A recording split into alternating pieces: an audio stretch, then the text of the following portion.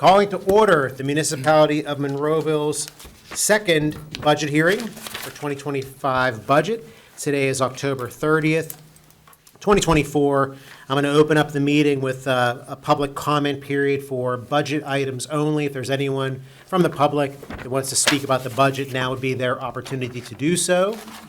And I'm not seeing any takers, so we're going to close the comment period and go right into our department head question and answer about the budget. So we're going to start with Jared Robinson from our MMTV department. As Jared makes his way up to the front here, just want to encourage you in the budget message on page 2, something that, I'm floating for you all and talked a little bit with Jared about, the value of his department and the concept of bigger things to come in 2025. So if you get a chance, look at the budget message and see that. It's at the bottom of the page. And with that, Jared, you got the floor. All right. Well, thank you all for allowing me the opportunity to speak on behalf of my department and the budget.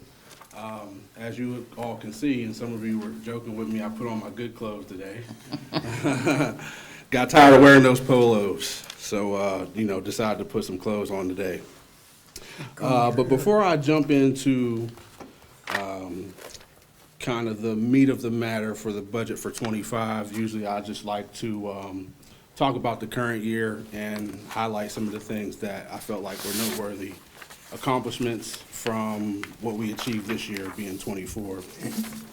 So just want to talk about TV real quick, because I know when I get up here in other meetings and other discussions and so forth that we have, TV kind of gets lost in the discussion just because it's a medium that maybe its future is kind of in question a little bit, but kind of my personal feeling towards what we do on our TV station is it's our roots, and I don't want to forget about it, so I want to make sure that I talk about the things that we did to let everyone know that we are still paying attention to our cable TV station and what we do. So on cable TV, we streamlined our program offering a little bit, and basically what I mean by that is we just got rid of a lot of the shows that were a little older. We don't play those as much anymore, and we decided to make our bulletin board a little bit more robust. So our bulletin board just displays all sorts of municipal-centric information, all things from information on how to contact you all to how to adopt a pet at our animal shelter, to how to sign up for programs for our Recreation and Parks Department. And that's just kind of a few things. So it's just a source, a resource, just like anything else to get information. And so that's one of the things that we kind of focused on our bulletin board this year. One of my goals, when I had to list my goals and achievements, one of my goals for 24 was to produce more in-house original content. And I'm happy to say that we did that. And due to the efforts of Manager Graziani, we were able to reboot a show that we've done in years past, and we think that's been kind of a real asset for us, really, and that is the Monroeville at Your Service show. So we do that monthly. We started that in April. It's been fun to do. It's been a personal goal of mine to try to get something like that off the ground. And yeah, like I said, we feel like it's been a real asset for us, so that's certainly a highlight for this year. Just kind of moving into another thing for this year that I felt like was good for us. I always talk about increasing our online and social media presence. And I feel like we did that this year. We did 10 live stream events. Currently, we're on 2 social media platforms, Facebook and YouTube primarily. We started to dabble into increasing our presence on LinkedIn, and that's just momentum that's going to continue. Just something that I thought that was kind of neat in terms of our social media to look at is we talked about, or I talked about in other meetings about how our YouTube viewership has increased. And it's certainly done that. YouTube viewership is up. That just tells me that people kind of are familiar that we're posting things on YouTube and they know where to find us. So what we're looking at now, kind of just delved into some data, some analytics on our YouTube channel. So what we're looking at now is, I thought it'd be just kind of neat to display. It's, this currently is our top 5 videos on YouTube in terms of total views. So the top video there was, Mayor, when the news came out about the convention center and, you know, nobody kind of knew what was going on, and you made the address at the February council meeting, I believe it was. We took that portion, extracted that, posted it to YouTube, and it turned out to be our highest viewed video of this calendar year. Just to go through some other things, 4th of July parade is always a popular one for us. Citizens Night in April. I'll let you all go back through to figure out why that was such a popular video. A unique one here at number 4, the library had a program where they had a woman who was just kind of well-versed in the history of Pittsburgh City Steps. And if you're kind of a history buff, maybe that's something that you would be interested in, and it turned out that it was. We just showed up, hit record, and posted it. That event was going to happen regardless of our presence or not. And it turned out to be one of our highest viewed videos. Number 5, there was a summer concert series lineup, and that was just previewing the upcoming concert series slate for this year. Another one that I thought was interesting is hours watched. You see a lot of the familiar or similar things for total views. Hours watched is just how much time people spent watching the videos. Views are how many people viewed it. So hours watched is slightly different, but you see some similar videos there. But I guess noteworthy for this one is number 2, Planning Commission meeting for July. Jumped in. So low view count, but the people who watched it.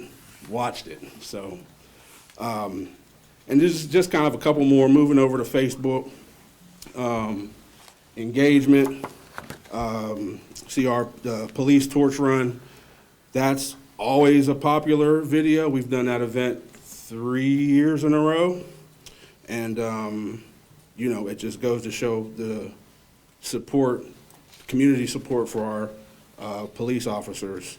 And so when they participate in that event, that's just one of the our highest engaged videos. I'll just count, you see it there. I won't necessarily go through each one by one. Last slide is hours watched.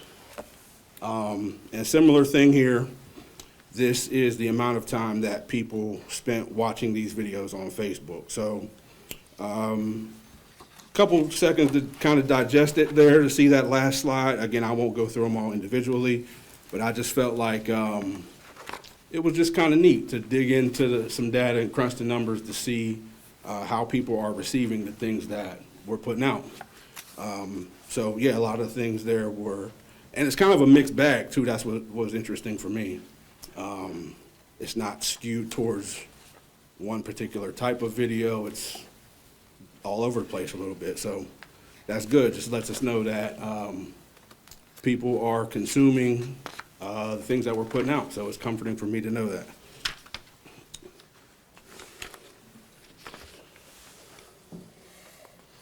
So now we'll get into it, kind of the reason why we're all here. I think I'm on page, what was it, 101? 101 there. Yep, 101.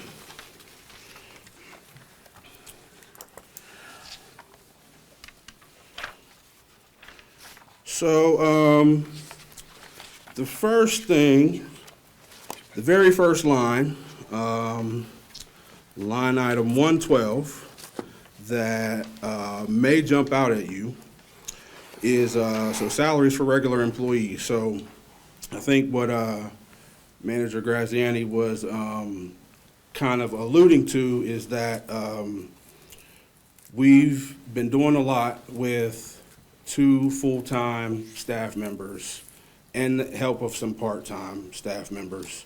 And we're kind of getting to the extent of what we're capable of doing with the personnel that we currently have. And there were some things through our strategic planning meetings and such where it kind of came to light that one of the areas that we were deficient in as a municipality is communication. And so we feel like that we can increase our communication efforts, and one of the avenues to do that seems to be like it's funneling through my department. And I think it's something that we can take more on, and we probably should take more on, because we're doing a lot of those things already. So it's just kind of an extension of what we're naturally already doing. So I say all that to say that it was decided to have budgeted for an additional full-time employee. I'm not privy to what that figure was in terms of a salary. I guess we can do the math on it to figure it out, but I'm not exactly sure what was budgeted there. Well, you've increased it by $82,889. That's good math on you. I don't think that was the exact salary for the increase for proposing for this new individual. I think that's, That includes everybody. yeah, exactly, and potential, 3%. yeah, yep, that's what I was trying to get out. So it's, yeah, in totality is all of that. Questions there on that? I'm going to make a comment. If anybody is interested in, if any council is interested in that, or we should give you a copy of what that is. We can provide that information Okay, to support that number. understood. Understood. Currently, there's 2 full-time employees, yourself and. That's correct, the Zach. production assistant, yes. Yep. I'm just giving everybody a moment to absorb that one. You're good. Next Okay, item. all right. So salaries of part-time employees, let's see where we're at here. 2025. So that number is close to accurate, just trying to predetermine what it's going to be, but as I've said, I am going to lean a little bit more heavily on part-time staff, because traditionally this department's part-time staff has been regulated to just meeting coverage. But given the fact, even for the last few years, we've been doing more video content, it kind of has made necessary to use more part-time help to produce that content. And so this is just, to me, a kind of a natural continuation of that. So that number there you see, obviously it jumps up from what it had been previous years. And it may end up being a little higher than that. But I guess we'll just have to see how it all unfolds. So now I'm going to skip down a little bit. Down to 247. I guess I should back up a moment. So there are a couple of line items where I proposed some small increases. So the first of those is line item 247, video and photo equipment.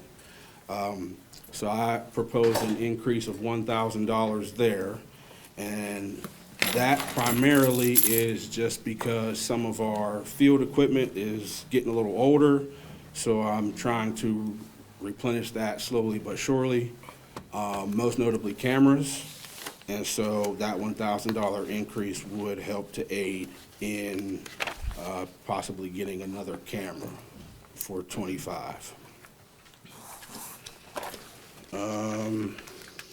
The next one where I proposed an increase was line item 328, wearing apparel. I proposed an increase of $200 there. And that's just to outfit our staff, both full and part-time, with municipal branded gear when we're out in the field. The next one where I proposed an increase was 420 dues and memberships, and I asked for a $300 increase there. That's just due to some organizations that we are currently members of, and there are a couple organizations, if our communication efforts expand, some organizations where might want to seek membership for those. So that's $300 increase there. The next one, 450 contract services. Josie, I think this one is actually an error, Okay, because I didn't elect to go down. okay, I think when we spoke, we talked about kind of too many things being funneled through Right. contract services. right. And I think there was a line item that I did not have that maybe you were supposed to make available for me. Yeah, which, I don't- was I that, you have contract services, was it leases? Do you lease anything? No, I don't That was recall one, what yeah. it was. I looked through my notes Right. from that meeting, but I think where that $2,000 difference came is whatever that line item was that we currently don't have, Okay. 2,000 was supposed to go there. All right, I'll look at it. I might have it in my notes. Okay, So you're asking for basically what you had last year, 8,000? Correct. Instead of, but there's no increase. It's just showing that it would be an increase, and it's really not. well, currently it's showing a decrease. Right, right. Yeah, right. Okay, I think we're saying the same thing. I do too. Okay. It should be 8,000. Correct. And then the last one where I proposed an increase was 460 seminar expenses. And similar thing to the dues and memberships. Again, some organizations that I would like to seek membership that may or may not have conferences that may be beneficial to us that I may like to attend. So $300 increase being proposed there. The rest either stayed the same, pretty sure. Just kind of using my paper to, yeah, the rest kind of stayed the same, or are line items that are out of my control. So that concludes what I have. Anyone have any questions? Council? No? Who handles the monitors up here? Your department or? That's us. They need upgraded. That camera up there. They're hard to see. Yeah, the eyes are getting lower up here, Yeah, so bigger well, monitors. you know, you guys have the power. There's a few things within our department that need some upgraded. Most notable, well, I shouldn't say most notably, but notably, an audio board. I don't know if this is We've the had time that to on the- speak about. We've had that on the track for 3 years. Yeah, Jared, capital you know, to improvement. set- I don't yeah, know on if that's the capital time, but, It is the or time. if this is the time, I should say, but. It's okay to keep bugging us about it. Some of the council members expressed what you had shared with Yeah. me earlier, that the past meeting, even as recently as last week's budget hearing, seemed to be, We had some issues with the audio for, the last budget meeting. that's why we have the extra feeds here tonight. Yeah, so we did, between myself and part-time production assistant, or not part-time, production assistant, we did some tests over the last couple of days this week. I brought a tech in, and we went through some troubleshooting, and we weren't able to isolate the issue. So we weren't able to replicate the problem, so we couldn't isolate the issue. So basically, it was the classic, go to the mechanic, it's making a noise, the mechanic says, what noise? Is what we kind of encountered. But something, obviously, some of you heard it, something went awry with the audio last meeting, and Yeah, my wife had the TV up all the way and Yeah. couldn't hear you, nothing. yeah, I do apologize. I received a couple calls about it, and I apologize to those individuals as well. It's just one of those things with tech, you know, we're kind of all familiar in the sectors with which we work and are familiar that sometimes it fails. So, yeah, unfortunately, that happened last meeting. And then also, I don't know what happened. So. It's not doing it again, so it just was I that don't one believe so. one isolated incident. Two isolated incidences, but one wasn't on one of our meetings, like a government meeting. It was a recording that I provided for someone else from the COG office. Okay. Tell me about an audio board, you mentioned that, explain that to me. So the audio board is what controls all of our audio sources. It's down in our control room. And it's pretty old. It's like approaching 30 years old. Wow. So it's kind of what I spoke about before with capital improvement. We could replace that, but then if you replace that, how does it fit into what we currently have? So that's the brain of your, The audio portion of it is the Okay. brain, yeah. thank you. Yep, I would say it would be fair to say that. And the cameras are originals. The cameras are, yeah, everything's, 1986, 20 87, right? I don't know if they're that I old, believe, but, yeah, I believe they are. for real? Perhaps. Because we have seen videos of council meetings of things that were from the late 80s into early 90s. Right. So, yeah, no question. Yeah, so all of that was kind of what I proposed in previous capital improvement discussions. I do have updated figures. Every time I get a quote, it's going up, as I'm sure, you know, you all can imagine. So, yeah, our problems as to why I feel it's necessary for us to have those things hasn't changed. It's just, you know, where we kind of fit in the process. You know, I know when we're talking about things related to public safety and so on and so forth, we, you know, kind of fall down a little bit. But, you know, at some point, I feel like maybe we'll find ourselves in that A1 position to, you know. Well, the capital budget's very important across all the departments throughout the municipality. I mean, just the listening public, I mean, that's separate than the actual operating budget, but it's something that council and management have to get their arms around and figure out here soon. We've been talking about it for years, and, you know, there's just a lot of infrastructure, a lot of internally in departments, things need to be updated and upgraded that fall outside of an operating budget, so. Right. But that's for another conversation outside Gotcha. of the budget. You know, we're trying to, Yep. Do you have a price for that video board you're talking about? Do you have a number on that?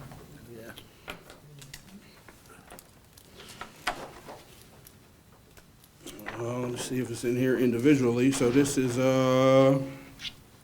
this quote is as of September 18th of this year.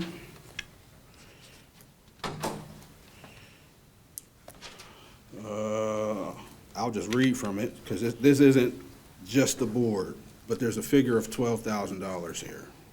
So the board itself wouldn't be that, but it's kind of the board components, conduit, circuitry, those sorts of things, all related to the audio.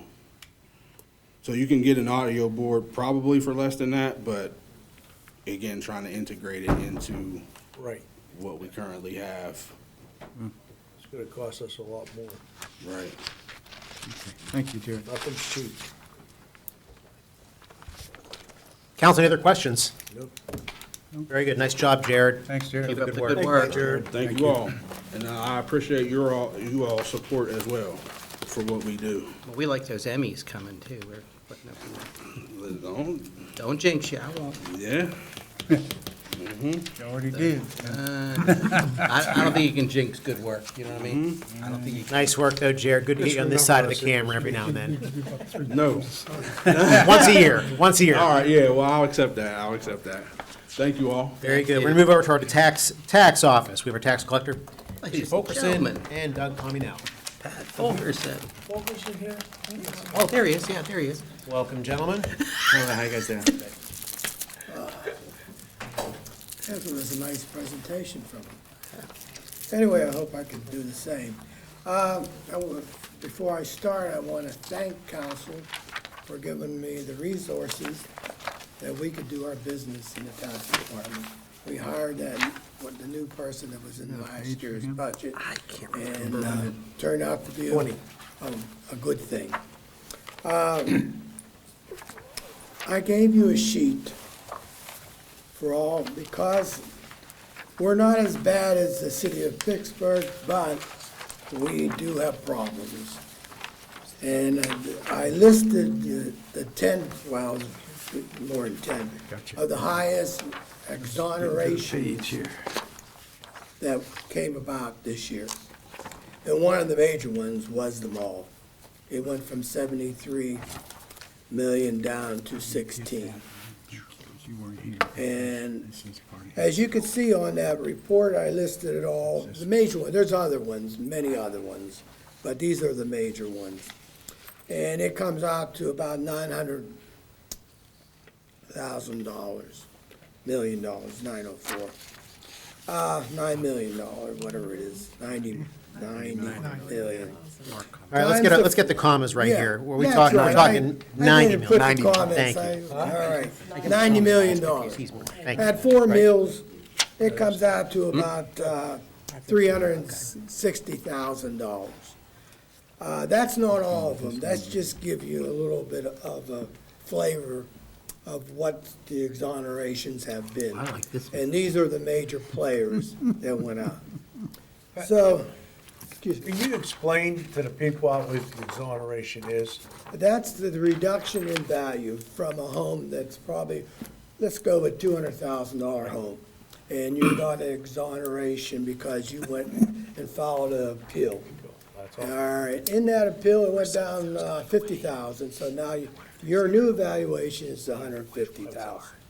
That's the exoneration. But I hate to use the Allegheny County terminology, but exoneration is what they use. Doug, do you have another one of these? Thanks, I apologize, I was late.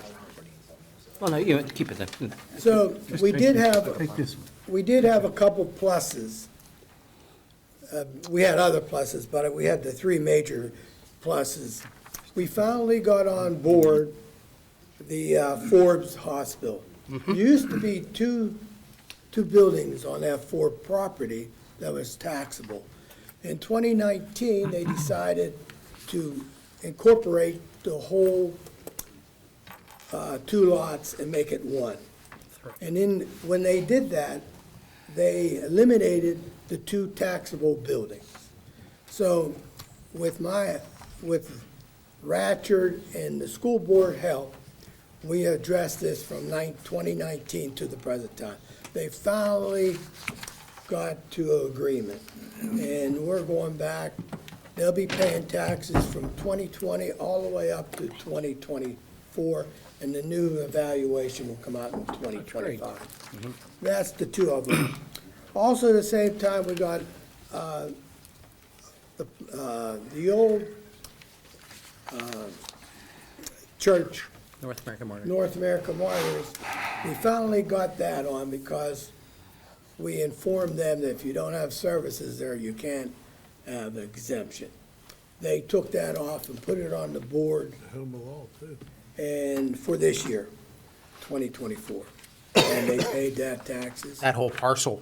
The whole partial. Now, what's going to happen the following 2025 or 2026, they're going to probably decide something, because Forbes don't like to pay taxes. Anyway, and the No other one one does. that was a church, and it was, now it's the Home of Laws Funeral Home. That used to be a Lutheran church. We brought that on board, and because we told them the same thing, if you don't have services, you can't be exempt. So they came on board, and it became a funeral home, so that became taxable. It does not offset what we have lost. I'm on that one. So, and this year we'll probably be, with the additions and so forth, we will not reach the $9 million. We'll probably reach about $8,800,000 at the end of the year. And the reasons why is what I have informed you about the present time.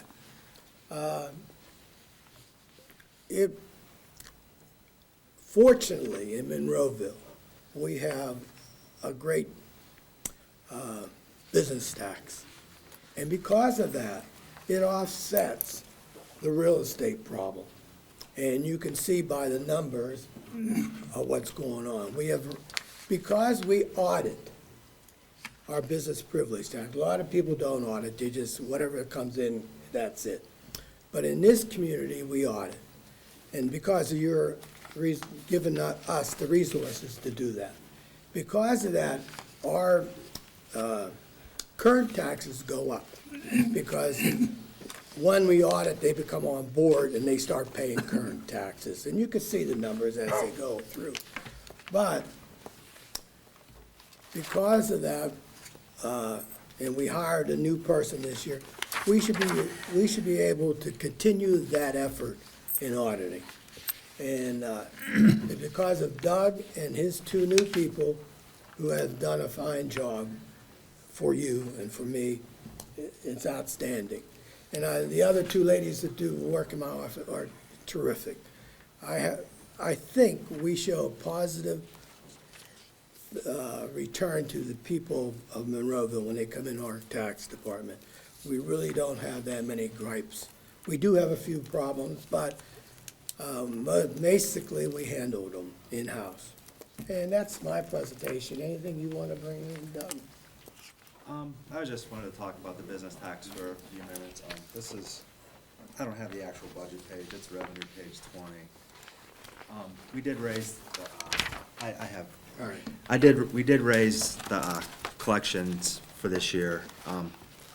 Feel pretty good about those numbers. You just proceed with caution because since we met with Alex and Josie in September, 4 or 5 businesses went bankrupt or are scheduled to close this year. So I just want to point that out. But we're still Look at above projected budget. Yeah, we're still, I feel good about these numbers we have listed in there, but it could, change quickly. This is about our third year that we're consistently over budget Yes. on that number. Yeah. That's, So at some point, you They do have work to raise hard. it, but proceed with caution, I'd advise. Business is a good thing.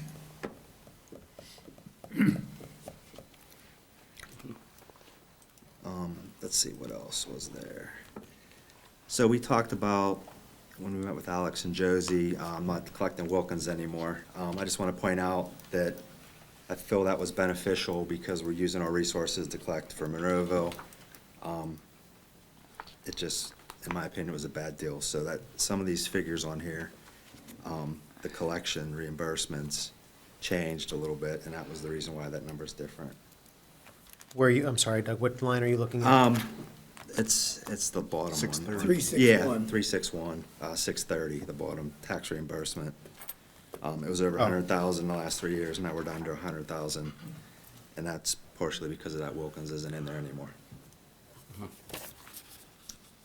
Why is it 0 in 2024? Or is that figure just not there yet? That's a good question. Josie, was it? I'm trying to find they, the line. no, they didn't put it in the budget. It's in 630. Yes, It's in there. Oh, so the actual collections, the column The- before that is 109. tax so it's- collection Yeah, for here. Yeah, so it's I just not don't listed know there as why, the budget um, figure. and I think Well, we're 109 as of September 30th. Right. Yeah. that comes from the school. That's all the school money. The one line above it is what he was just referring to. We used to collect around 24,000, and that's with Wilkins. Now it's down to probably around, at the end of the year, it's probably gonna be about 1,500. And really, it costs us much more to collect for them than what was worth. And it's a plus for us to just And resolve like that issue. like Doug mentioned, like the focus on It's on us. Monroeville, yeah. Yes. Yeah, plus like we weren't getting reimbursed for postage or any of that, so anything that we'd send out, it would come out of the commissions that we get, it just, It was a losing proposition. Okay. Just a real quick circle around on the real estate to emphasize what you've reported on your one-page sheet.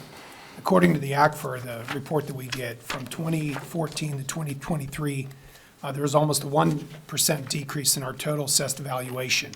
Inflation increased by 33% between that period of time. That just gives you an idea of we're flat, entirely flat, and have lost assessed value between the period of 2014 and 2023. So it's a challenge because Yeah. the cost of everything Right. has not remained flat. You're correct, Alex. I didn't. You got the information.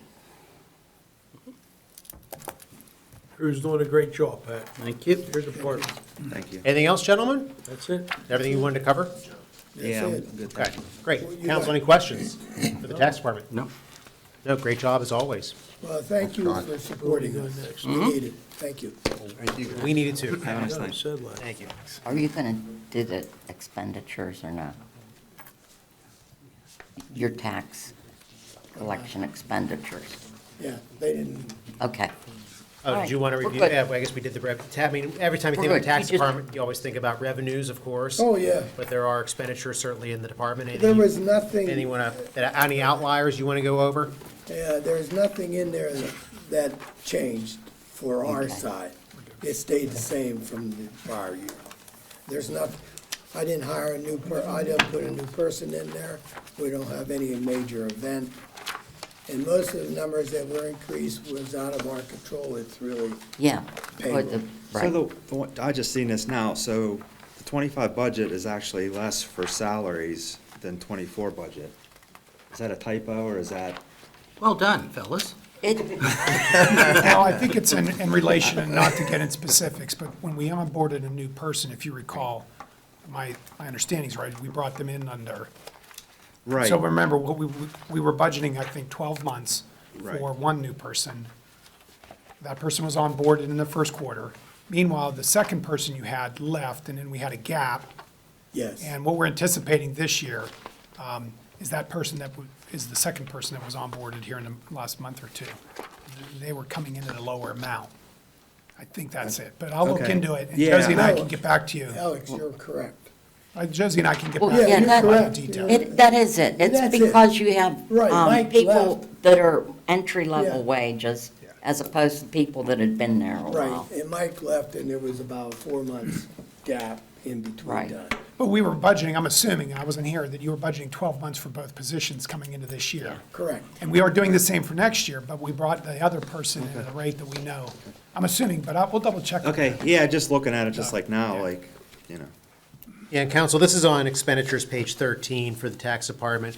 Yeah, and a quick look at it, there's really a very minimal change from last year to this year, about $4,000 difference. Some things went up, some things went down. The only thing that really is an outlier as far as going up, which is understandable, is health insurance costs. That looks like it went up $20,000, which we'll hear about here shortly. Well, that also is a new employee. Partly from Part of that. married or single Yeah. to family. Right, exactly. Right, that's correct. Council, any other questions for the tax department?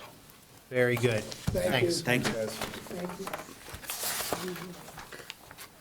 you. Human Resources, Joe Sedlak. And Insurance, Mr. Forrester, Mr. Forrester as well. broker of records. Bad news. We are here to talk about the Get sweat. insurance, and I bring Mark Forrester, our broker, every year, to give you a better idea of where we're at. And it's page 25 on expenditures, Department 1600. Is what we're looking at. What page? Sorry. 25, yeah.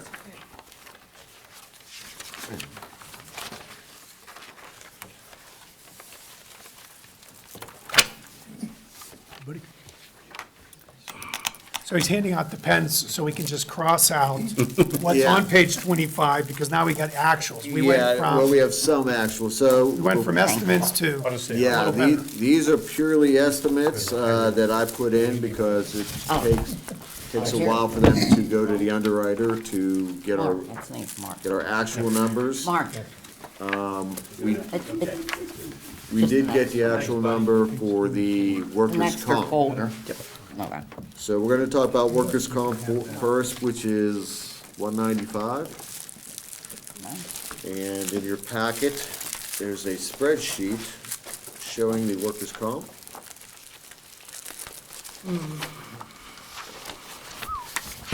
And unfortunately, due to everything that's going on this year, the shootings of the police officers, another police officer that badly injured his knee on a chase, we had numerous rotator cuff injuries, and plus our payroll going up, getting new police officers, getting new public works employees. So workers' comp is, the way they work it is by the payroll and by your claims, and the mod is what it is. And Mark can explain that from there, so. Yes, thank you. So your claims history is adding up. That's a fact. I think we're aware of some of those incidences, some very tragic, and some just during the normal course of business. So the experience mod is a calculation that takes your claims history, it throws out your current year, and then it takes the 3 previous years, and then it calculates a mod, which affects the premium that you pay each year. So the higher the claims, the higher the mod. If you have a mod of 1.00, that means you have an experience in claims that's the average of all the municipalities and boroughs in the state. So 1.00 is good, under that is good, above that is not so good. So last year, your experience mod, if you see on the left side of the page there in the middle, was 0.936.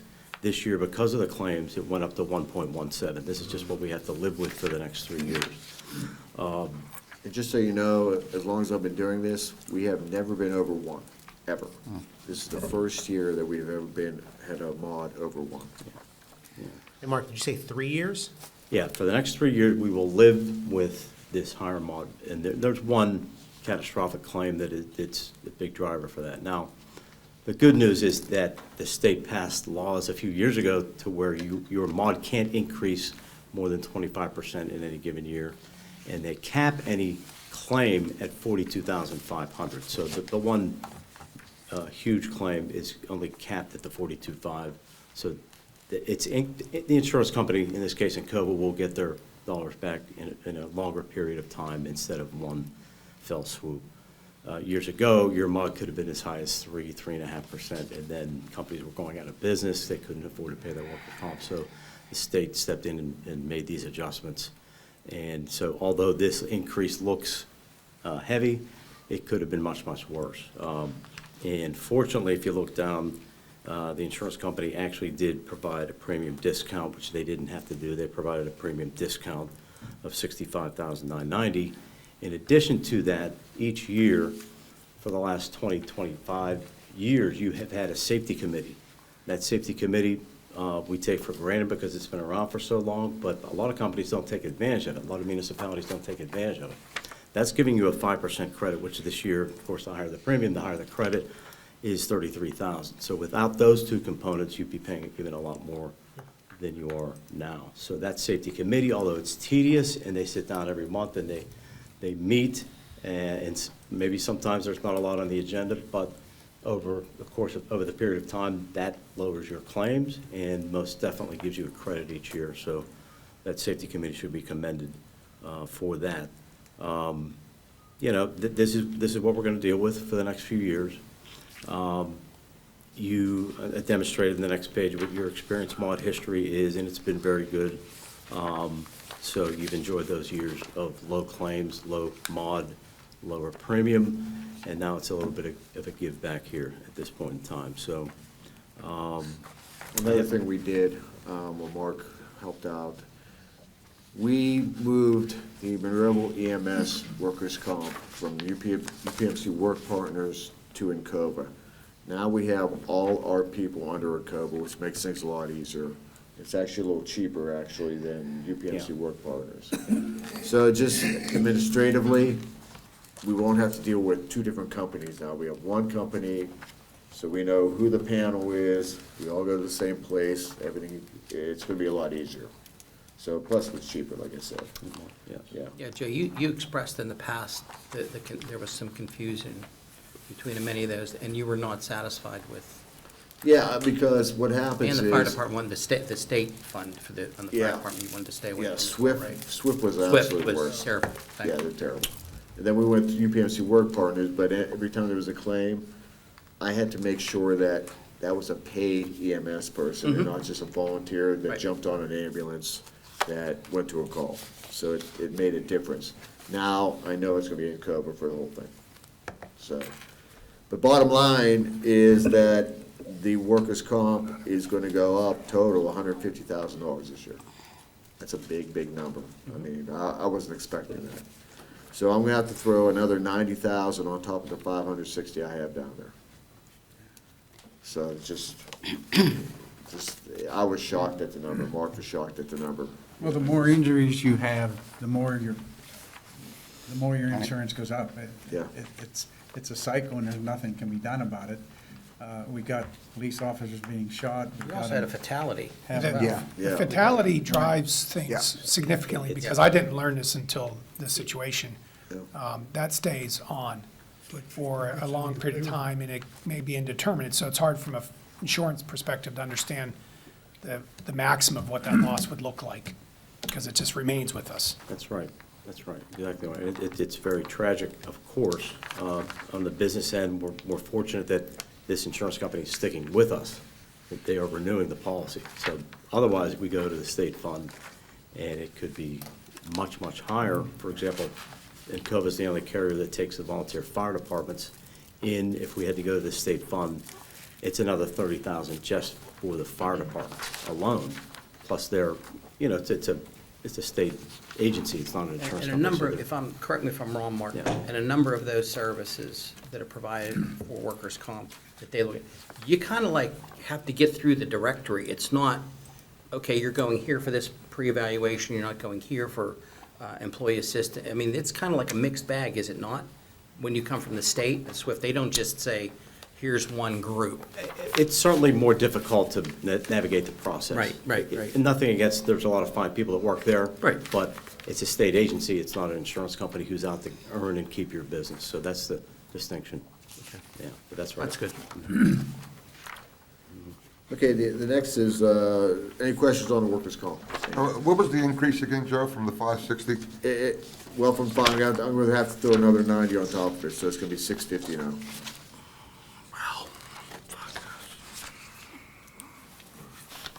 I'm sorry, Joe. That's different than what's on this page. It's No, it'll be on- 587. Yeah, the 527, but we also have the Monroeville EMS, which is a separate policy. Okay, even though it's within code, but that's a separate policy. That's just, the number you see there is just our municipal workers' comp.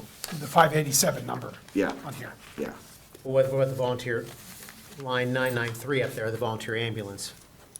No, that's just the, that's in case any volunteers go ahead and run calls. Then it's on that. You have to put Gotcha. a number in Yep, for that. Understood. Yeah. So, I'm sorry, what did you say the final number would be for workers' comp? It'll be $650,000. Another 90 on top of the 560. Understood, thank you. The deductible is gonna stay the same, that's what we pay for our employees, the co-pays and deductibles on health insurance, we're gonna keep that at 500. The liability and property, Mark, Liability and the property, we're still waiting for the final numbers, but there are also claims on those policies that they're going to take a while to sort through on that part of it. There's one that was right up to the statute of limitations, and a claim was filed, a lawsuit was filed. I think you're aware of a lot of these.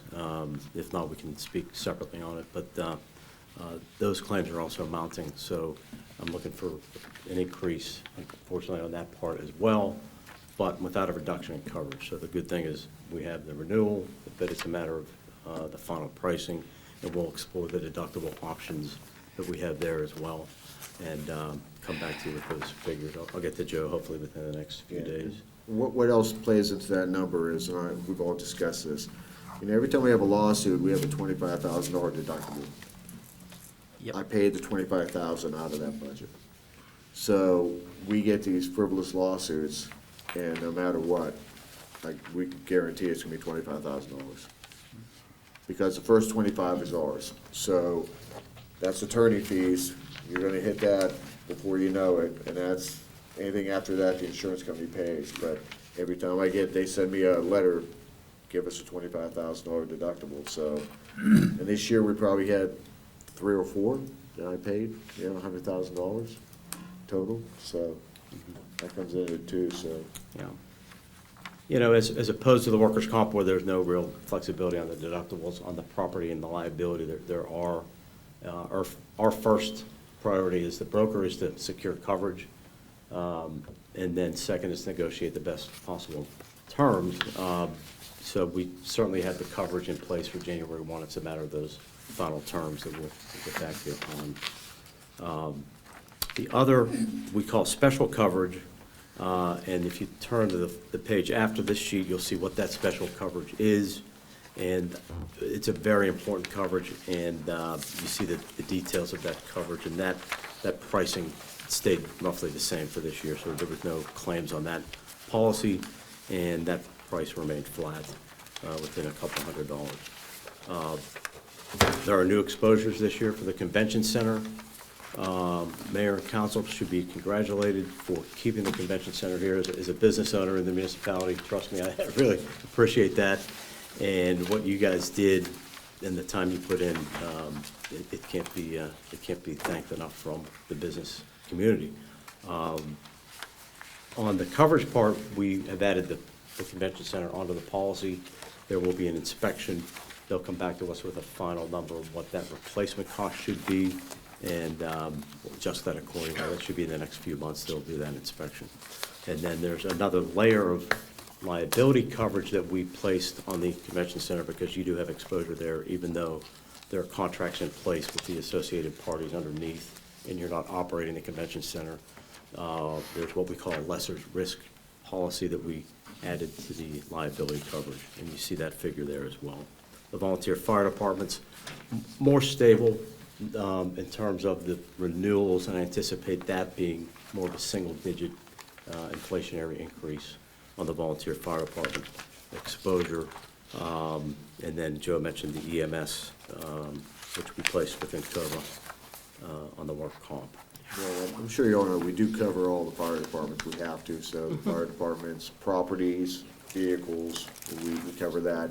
And the thing that happens with that one specifically is, if they get a new vehicle, then I get a bill. It's not like they throw it into a fleet number like the municipality. Every time a new vehicle comes in, I get a bill for that insurance, which I don't plan on sometimes, it just happens, so. And you got a bigger bill this year, you should have, for the delivery of the expense of the ladder truck. Yeah. Uh, So that number will come in, as soon as the underwriters get done with it. I don't know what it is yet, but you can expect that $700,000 to be more than, I put another 75 in, but, they're all throwing inflation into it. They're all saying due to inflation, we have to throw in a little extra, so that's on top of it. For sure. For example, on a fire truck, if it's damaged or totaled, the cost to replace a fire truck or police car is much higher than it's been before. Plus 3 years to get it. Yeah, it does. It takes a Yeah. while to get it. Yeah. Well, but also, if there's a fleet reduction, how quickly will they reflect that? Same thing. They'll apply a credit on the policy. So there's benefit to assessing that part. Okay. Thank you. Any other questions? Now, on these building premiums, is that all replacement costs on our buildings? Yes. Yes. Yes. Sorry to be the bearer of bad news. Yeah, It's We all a, know We everything's tried. it's a going up. necessity, it's for Okay, sure. It Like ain't I- cheap no more. Like I said, I've never seen a year like that. As many injuries that we've had is unreal this year. And we haven't had compensatory fatalities for 20 years. Yeah. Was the last time, so that walked out in the fire service, but then this is the first time anybody could remember that it was a municipal employee, and thankfully it wasn't any of the police officers. Right, so historically, like Joe mentioned, your experience mod has been very low, and it's higher now, but based on history, it's gonna go back down. It's just gonna take a while to flesh through these claims, and that's what we're gonna deal with at this point. But the good news is we have coverage, no reduction in coverage. The insurance company, they offered renewals. We can never take that for granted. Any coverage will be in other place. Encovia programs new on the horizon that they can send our way to help reduce? They are very good at Yes. keeping in touch with Joe. In fact, we had a meeting, we've had a couple meetings recently on the claims end of it and what can be done to mitigate those, and they do an assessment, which I included in the packet. Yeah, I have good relationships with Encova. I mean, the one girl, Jen, she's the greatest. I mean, I just have to tell her to do something and she gets right on it. And she knows Monroeville, so she's always, you know, if she sees it on the news, she would call me the next day, what happened? And so it's a nice relationship, it really is. Great job, gentlemen. Okay? Thank Okay. you. Thank you. Thank you, Mayor. Thank you, Council. Thank you. Thanks, Alex. Let me limp out. Thank you. Nick, Fix them? how often do we do the broker of records? It's an arbitrary thing we can do anytime, but we don't have a term limit on Wasn't it. that bad. No, okay. No. Yeah. Okay, cool. I honestly didn't remember. Yeah. Because you have wait and line and wait, Daniel. I was laminating. Thank you. Because Mark's technically, if he ever sign in, he's technically the broker. Next, we have the Parks and Recreation Department, or Recreation and Parks Department. Paul But I'm Estock just and saying, Danielle Cole. As the broker of records, he's actually has a function. Start off, thank you, everybody, for having us. We will try to make it as brief as possible. We're going to do a quick overview of the 2024, and then we will jump into our expense and revenues. So with that being said, I'm going to let Danielle take over for a little bit, and I'll jump in where I can. We had a great year, especially at the community park.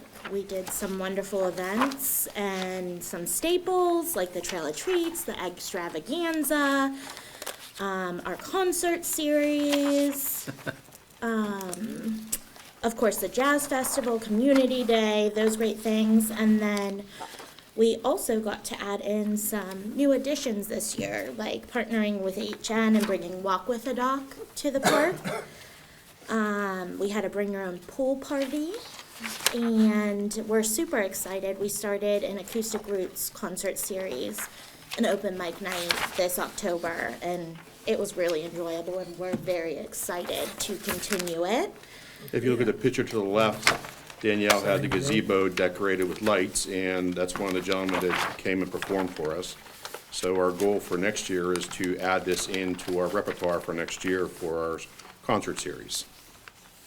Definitely. And then, as you all are very aware, we had the pickleball court renovation as well as a grand reopening round robin tournament. The courts are absolutely beautiful. Yeah, we can't thank, you guys, the mayor, council, manager, and thank you especially to Paul and his staff. I mean, I'll just say that completely across the board. The support that you have given us over the last couple of years has been tremendous. And the support that Paul and his staff with Jamie and Mike and Nick and now Sean Jesse, it's just been absolutely amazing, the things that we're getting done in the parks. And I appreciate the support that you give us. We did have this ribbon cutting, and I do apologize, there's an invisible man behind the mayor there, but he was present, Mr. Stevenson, and they can't stop talking about those courts. We constantly are getting compliments, and we're offering different programs up there, instructional programs, and a lot of Monroeville residents. I mean, it's amazing what that has done to that park. It's been tremendous. definitely. Out my area. You want to do facilities? Go ahead. You want to talk about this? Why don't you talk about everything? So we have reinstated the recreational brochure. It has been really great for us. It has reached countless residents. It has reestablished our base, and it has enabled us to continue to grow our revenue. We budgeted to bring in $100,000 in registrations, program registrations for this year. And as of the third quarter, like as of today, As of today. we are $26,000 over that, and we have like 2 months to go, so we have potential to grow a bit past that as well. So we're really proud that we're reaching people, and it has been really great to have some new initiatives going on, such as like our movies in the parks, some of our passive recreation opportunities, some pop-ups in the parks, different things like that, that have brought new faces. We definitely have a staple audience that are tried and true, and we love them, and we're so excited to see them at every event. But we definitely have started to see a lot of new faces, and that has been wonderful, because that tells us we're reaching more people in our community. And that's definitely what we want to do. And I think there'll be a reflection here in a couple more pages. Danielle will talk a little bit about the programs she's been offering, new ones. So you'll see why. And again, we're excited because there's still 2 months to go. And so, that number is definitely going to increase, which is a reflection of the department, of Danielle, and all the after-school program. Again, I kind of gave it away, but we'll get to that in a second. So then, we'll get back to stay within this. If you guys can see, I highlighted this. We just received word 2 weeks ago that the bridge from DEP was finally approved to move ahead. And I know somebody to my left is rolling his eyes, but that's just the way it is. But we're excited about it. It's going to be a great project. We did a couple years ago, I think back in 2019 or 20, we did get a grant for that for $246,000 with a matching on our end. So we do have the money there, but like everything else, the cost has gone up. And we have to take a look at the different costs and see how much it's gone up. I hope to stay underneath the number. We have to cut some things out, but we definitely won't cut a slat out of the bridge. I mean, the bridge will still be whole going across. It's going to be a 6-foot wide bridge. It's going to be a wider bridge to accommodate, which Mr. Cole got very excited about. It wasn't as big as he wants it wide, but he was excited to be able to get an ATV across there, and so he was really excited about it. So the DEP permit will be issued December 8th, which now allows us 3 years to complete the project. DCNR, we are at our end of the DCNR grant, but we have applied for an extension. So we will get an extension for that same period. So it won't be a problem on DCNR's side whatsoever.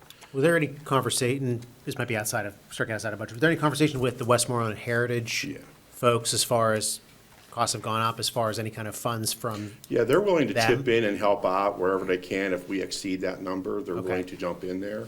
There was a lot of work on DEP. It was a lot of work that Paul put relentless time in it, along with Streamline Engineering. I mean, it was just a massive project that I never anticipated this. And so we did incur some cost on that too, because there was a lot of work involved. And again, the work that these guys did, because it was Dutch to me. I appreciate it. I really do appreciate everything they did. And we're excited. I know Alex is excited about it, and I'm sure you guys. Once it's done, it's going to relieve a lot of pressure on that Stoner Station spot. We're really going to help out a lot. We've also, too, talked about, we had some issues down there with safety and stuff. We're going to address some security issues down there and stuff like that with Doug. So we're excited about it. So we're looking forward to it. So. It's not your fault, Paul. It's only been 6 years in the making. Well, again, I'm surprised how how slow it was, so I do apologize. Right. But, okay, 4,600 highlights. Go ahead, Danielle. We have our concert series running full force. This year's concerts, we got to offer 11 different artists and 2 Shakespeare plays. And we started partnering with local food trucks to bring in some variety at the concerts, such as like Millie's Homemade Ice Cream, Kona Ice, Dad's Mobile Grub, So it's been a little bit of an evolution there, but we're really excited that we get to bring such a diverse variety of artists to our beautiful amphitheater. Yeah, we didn't duplicate anything, to be honest, we really didn't, we tried not to, so it was a good variety, and we kind of matched the variety of the band with the variety of the foods. And people loved it. I mean, the only consistent thing was the ice cream truck, you know, because everybody likes ice cream, there's not so many out there, so that worked out really well for us this year.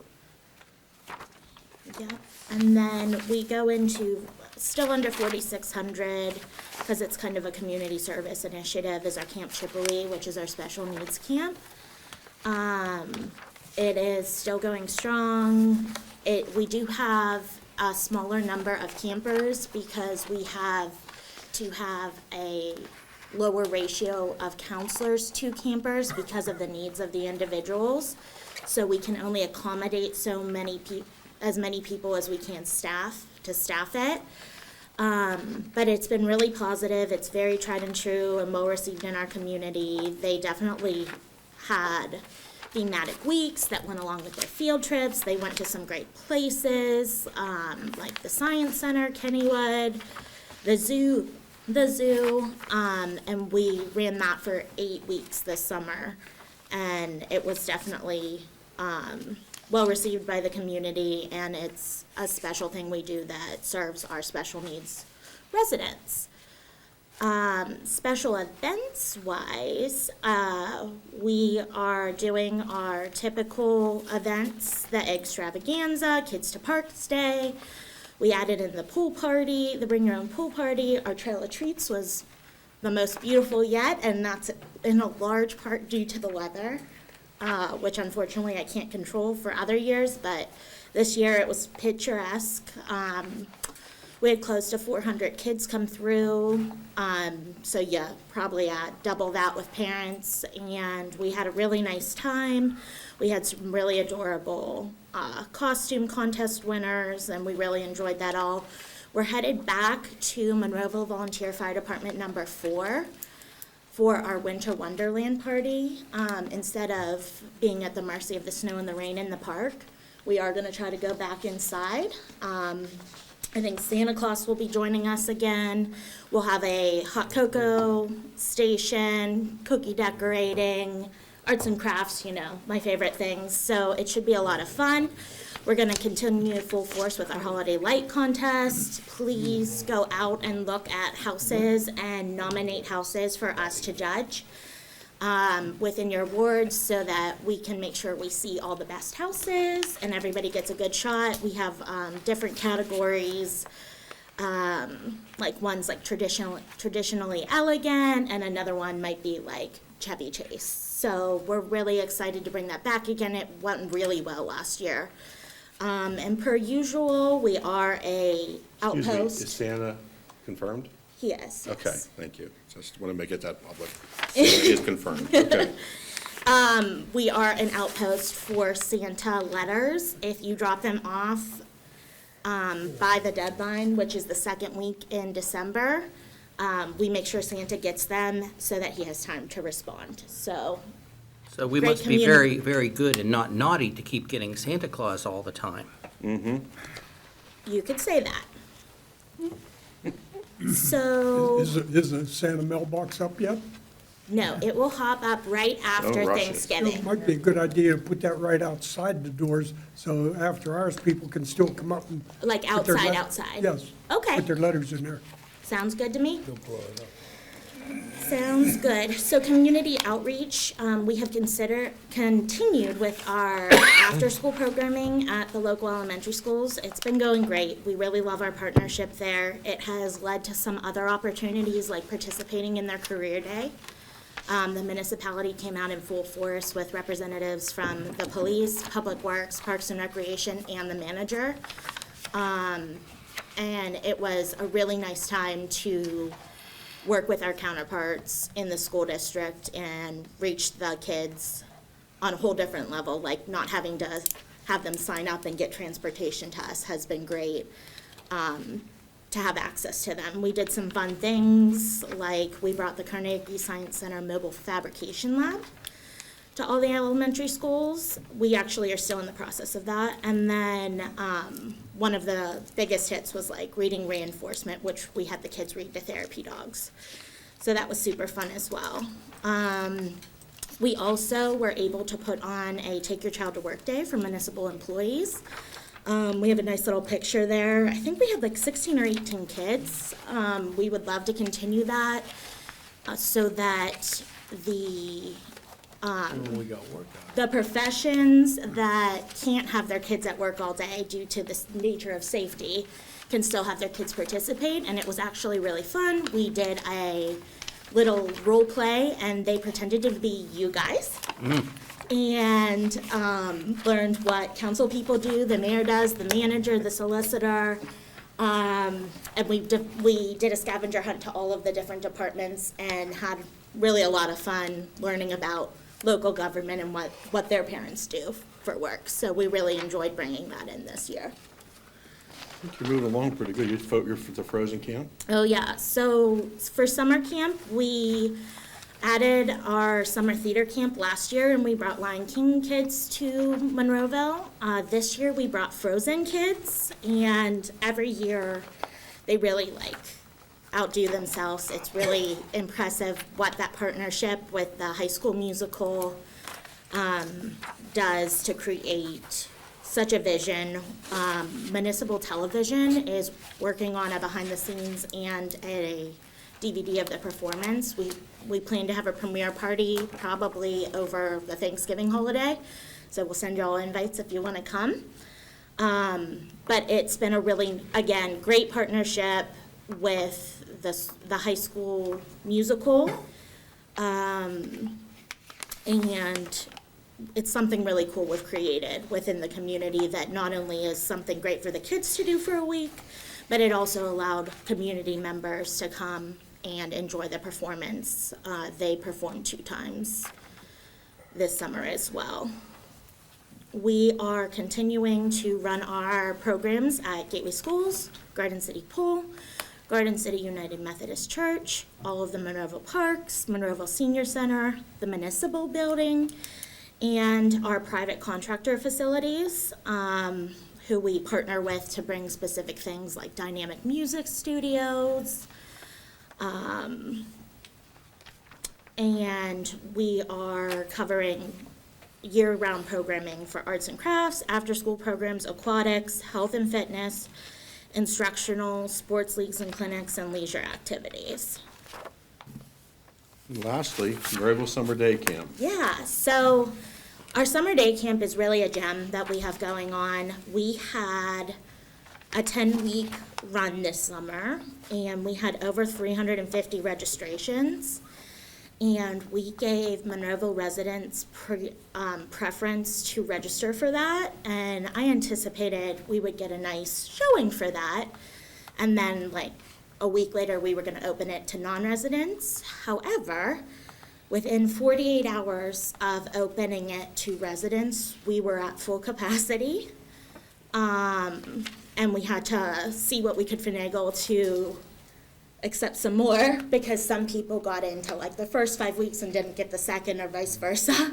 So we did what we could to accommodate people where we could, and we definitely had a wonderful summer. Again, some of those great field trips like Kennywood, Science Center. We're utilizing STA transportation. So like our transportation costs did go up because we used to get to use the senior center bus as well. But unfortunately, that's not an option any longer. But we definitely did cover that with our registration fees. And to be clear, it's not an option because it is Not no in longer. existence. It is not. Oh, yes. I assume that was covered at the last meeting, so sorry. Yeah, last the bus budget, is no yeah. longer, yeah. It is not real, yeah, any longer.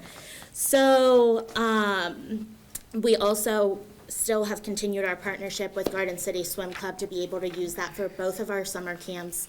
And we run swim lessons, 3 sessions of swim lessons out of it in the summer. So that's been wonderful. So that's what we did in a year. But you can see it was a lot. So it's a lot, it's a lot on our staff as far as myself, Danielle, and Dana. Dana's been a new addition this year.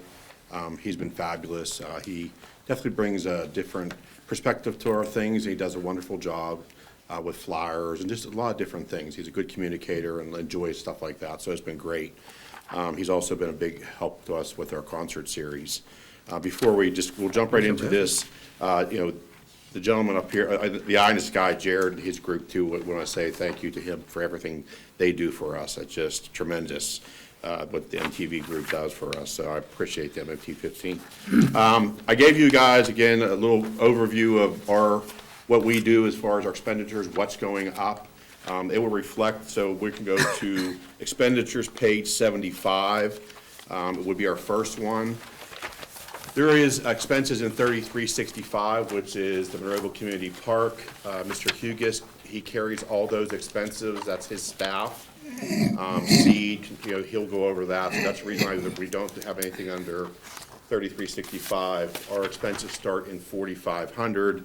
The very first one is a full-time employee salaries. As you can see, there's a reflection there.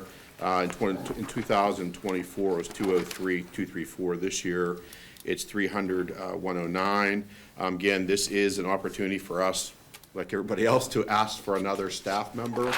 We are definitely at the seams here. We're bursting at the seams with everything, with after-school programming, and it's just kind of restructuring our department here, and that's the reason why the reflection of that is.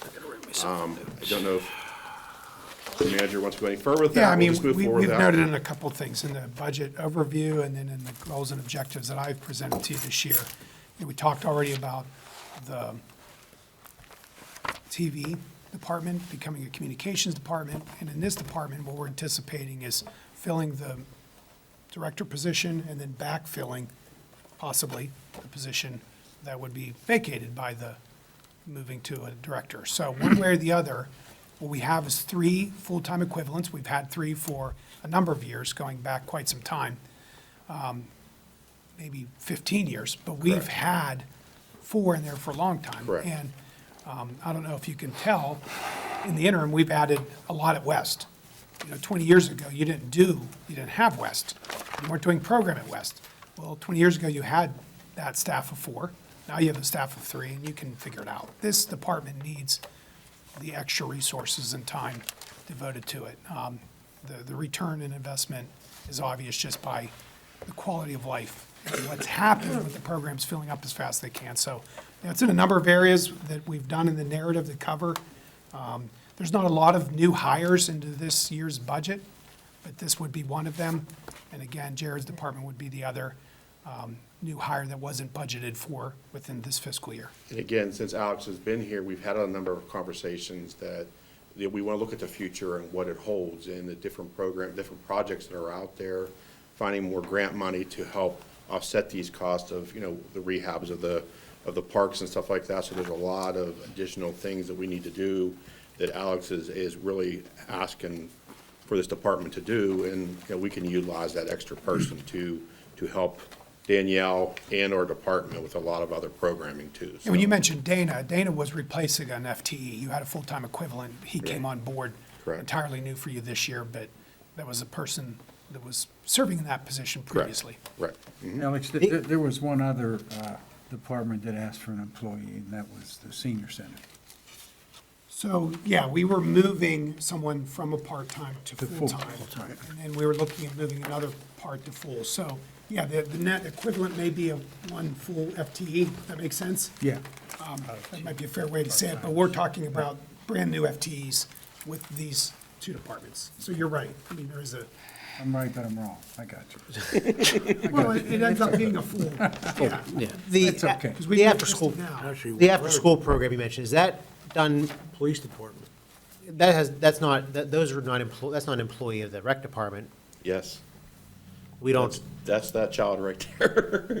She attends. So I bring in for specialized things, I bring in outside contractors. But for things like arts and crafts, I do seasonal holiday ones. I physically run those, and then so back up a second. So the after-school program that's established, that it's scheduled, that you're the one that's working that? Depends on what the program is. Because most other like recreational opportunities you have, like in the program guide, you have instructors, and then you pay for those instructors out of the fees people pay. So you're saying that's Correct. not the case with the after-school program? Correct. And part of that is because of the responsibility level of an after-school program, you have to really have an established relationship with what instructor you're bringing in.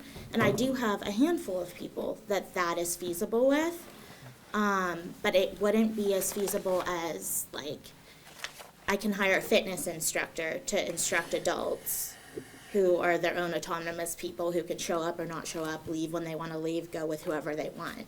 Whereas with an after-school program, the children are being released to our program from the custody of school, and then we are responsible for making sure that they get to the correct parents, which we have a verification process of ID checking and an approved pickup list.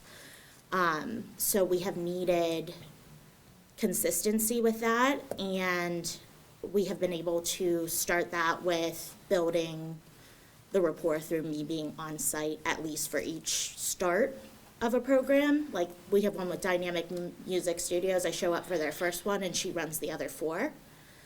But for things like the holiday ones we do, like we're gonna bring in a Polar Express one, that would be something that I run.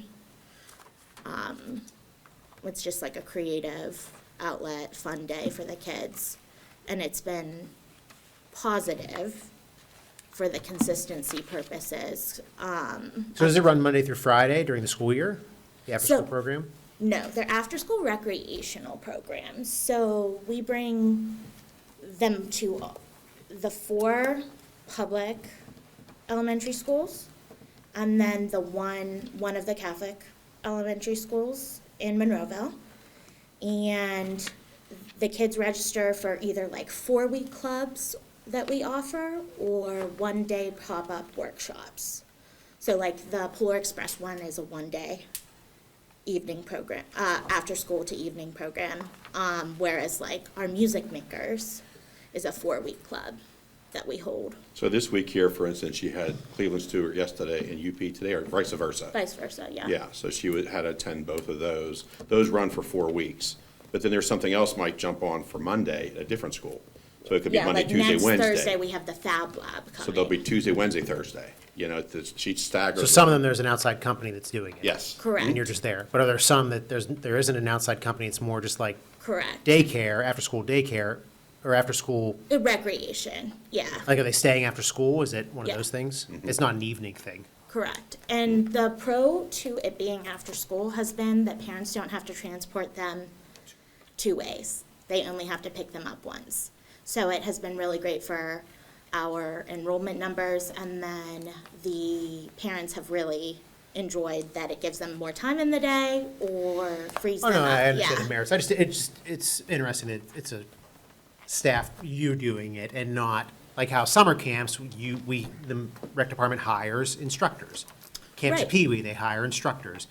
And now you're offering this, but you're doing it, which, And that's Yeah, why an pros extra and person cons, would right? help. Because when we hire instructors, that means we put out 80% of what we bring in registration goes to the instructor as a contractor.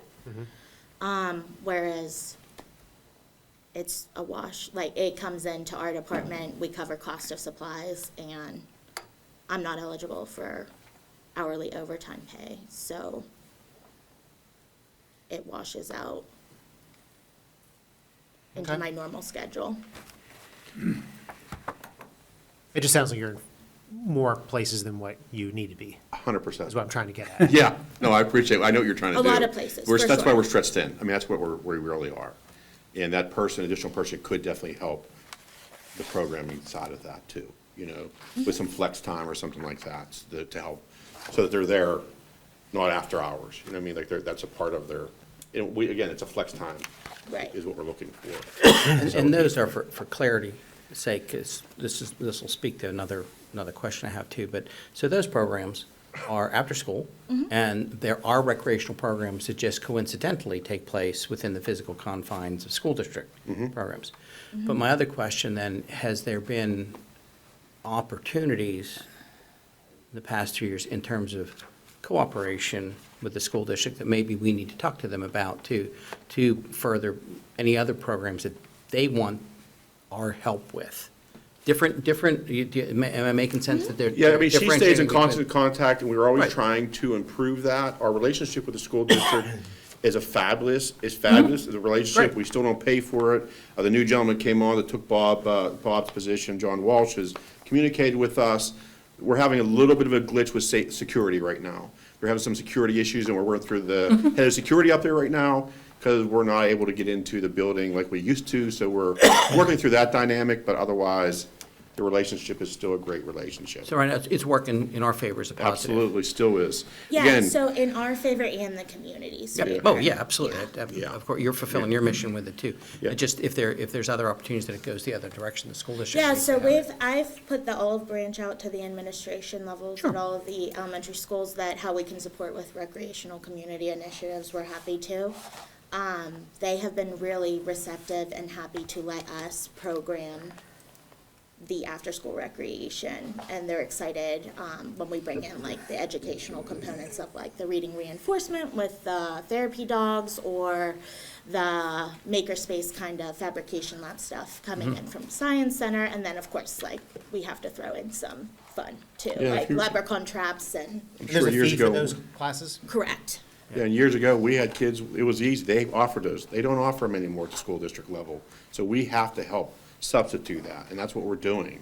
And I think that's why they enjoy having us so much, that we're there to There was help a provide these void, kids, yeah. instead of going home on, going back on a phone or whatever, this is allowing them an extended school time. It's helping the parents that have to work till 5:30. They can still get there to get their children. Otherwise, those kids are getting off the bus. Because the going home YMCA by was doing themselves. that before, weren't they? Correct, yeah. So Now- they still exist. Yeah, they still do. They still do that. They're a after-school full-time program. after-school program, we are not. Yeah. We are just a after-school programming, like initiatives. We're not a full-time childcare Right, offering. yeah. I have a question. Looking through your fees that you charge, I see that a lot of them gone up at a very minimal amount. But there's two that went down.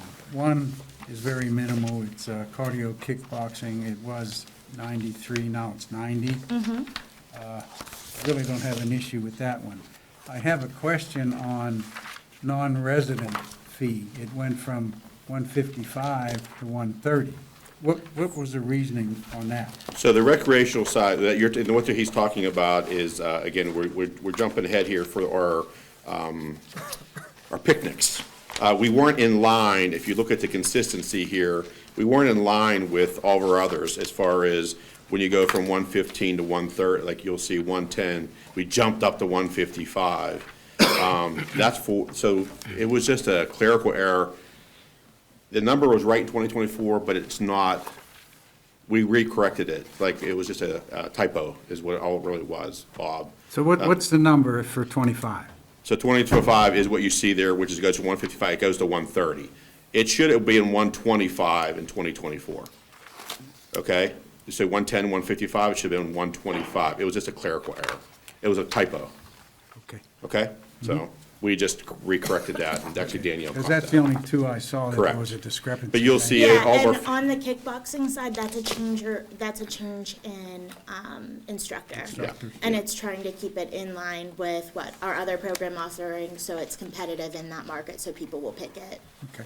so just run through these two real quickly. In 4,500, you'll see some slight adjustments, wearing apparel, travel expenses, again, costs have gone up. Memberships, our recreational parks dues have gone up significantly. Seminar expenses, same thing, costs are going up. Our equipment, we need to replace a few things and replace a printer in our department. That's the reason why you see it go from 5 to 750. Special events is 33,000, and remember that we also get $10,000 from UPMC. So we actually, our number is actually 23,000. They give us 10, which makes it 33. We are anticipating getting the same amount this year. Actually, no, we're getting 15,000. us They're giving 15. 15 now, so they actually increased theirs. So now we're asking just for an additional 3,000. The reason for that is we're adding this acoustic week, Wednesdays and movies. But again, our goal is to go out there and find sponsors to offset that cost. So that's our goal for that. Summer day camps, the price has gone up with tickets and transportation. Again, Danielle does the best to pass that on to the individual when they register for classes. Wearing apparel, same thing, shirts and have gone up. The consultant fees, I just wanted which is the consultant's fees is $4,700, page 79. Alex, myself, Danielle, and Josie had some conversation. It seems that our consultant fees, the reason why it's so high is a couple reasons. One, there was an agreement prior with the last manager that we would pay for farmer's market for Mr. John to be there. It's $220 a month. So if you times that by, I think it's 10 months, the price has gone up there. And also this year, due to the fact we couldn't find anybody close the gates at Monroeville Park West, we actually had to hire a person, which was Bobby Bacco's security company, to come in, and he helped us out on Fridays, Saturdays, and Sundays. So that number that was in there was, I think it was roughly $800 a weekend. So if you take that by how many weekends, that's why you see our consultant fees so far up. But that was also security too. That wasn't Security. That wasn't just the gate. Oh, yeah, that it was security and patrol. I'm sorry, Mr. Hugus left, but I think it was actually a really good thing. We didn't have as many incidents, so I thought that was great.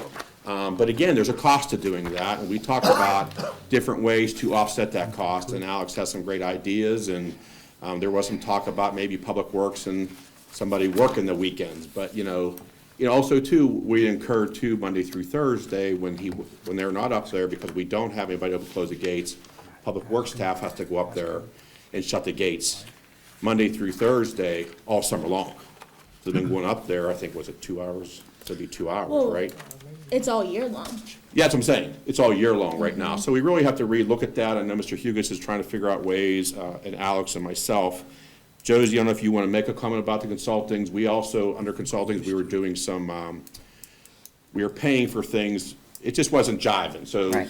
just the same thing as Jared. She's creating another line item for us to Right. start pulling out. So that, you'll see that adjustment. What we're, and I have a note to myself to make sure that I verify, we split consultants and instructors into two lines. So that it's, if it's somebody that's doing instructing, they would go in that instructor line versus a consultant who's comes in to advise you on how to do something that you don't understand. Right, which are like the instructors that Mayor Griesbach was talking about, traditionally teaching our like fitness classes, our arts and crafts classes and things like Swim that. instructors too, so I think it was coming out of there too, wasn't it? And then this year you Yeah. had, is your master plan? Oh, so I actually have a note right here to say that too. Okay. So I wrote it, so the updated comp plan, we are deep into it. Me and Carolyn Nagel have been meeting every Tuesday. This one got canceled. We actually have a meeting tomorrow morning, 8:30. It is getting into a form that we're going to present to Alex very shortly here, and we anticipate having that done before the end of the year. So, Fantastic. yeah, so we're Essential excited for about your that too, grant so funding. that's going Yes. to really Can we help us. Back up for 1 second.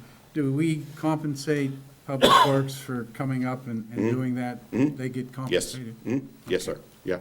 Yeah, overtime. I'm sure Mr. Hugeson will talk on that, so. Okay. I don't really have anything else. Again, we continue to do well as far as revenue goes. We are definitely bringing it in.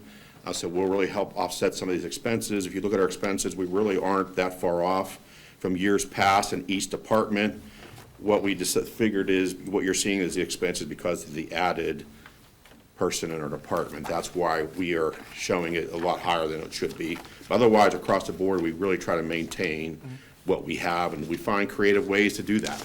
Yeah, and we're trying to do more with the same amount or similar. Right. Great job, Anything else? great job. Very good. All right. Thank you. Question for the manager. Why couldn't we use our police department when they're in their zones to lock these parks up? Instead of paying a That's consultant not or a decent, security that's firm? not gonna happen. Yeah, we've had that question a number of times, and tactically, the police are doing more there, and they're showing up more there because we, quite frankly, the Public Works personnel who were closing it earlier in the summer alone, just a disregard, so we needed to step it up. So the long and short of it is, we discussed that. The better route seemed to be to have, the arrangement this year with backhoe to do that. But it doesn't mean this subject should go away. I was gonna say, they're in a zone, there's a certain time they have to, and it looks good for the public, for a police officer to drive through our park, and make sure everybody's out. They're doing more of that, and they have certainly a greater presence.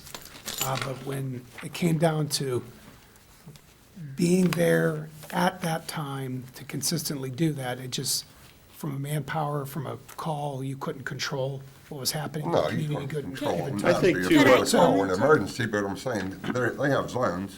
Yeah, and none of these were done without, discussions with Chief Cole. We were talking through, various alternatives.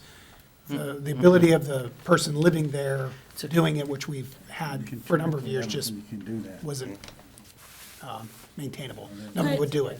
So, Councilman Adams, that was actually my first idea as well. I thought that was like a no-brainer, but we also did find that clearing out the park to lock it up isn't as simple as locking a gate.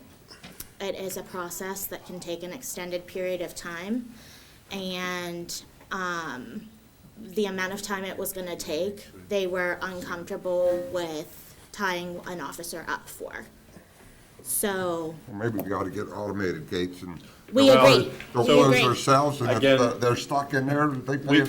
currently we're looking at the security system up there with cameras and everything, and electronic gates love have been that. done Yep. with the idea that it will close at a certain time, you can get out, but you can't get back in. And we've got to, we don't So have we are the time looking to at really different talk things. through all of this, but we have to also think about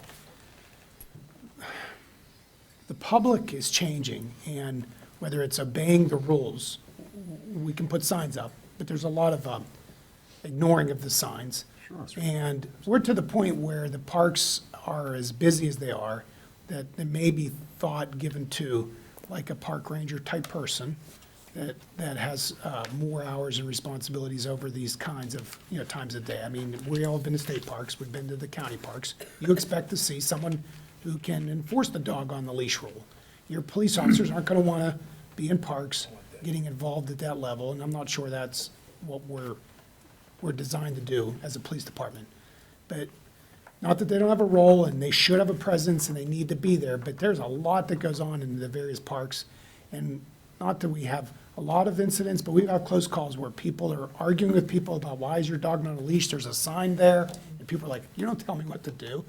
And we're just struggling with, at certain times with certain populations and the amount of people who are using our parks, that we might have to think more comprehensively about having people there, whether it's vandalism, and that's cameras issues and so forth. We have to have kind of all the above, whether it's electronic gates, cameras, and maybe an additional personnel that is putting eyes in the park. It's assets and it's people, and when you get those together, you're gonna have problems. Well, And plus the we fact just that- can't be as passive maybe as we've been able to be in the past.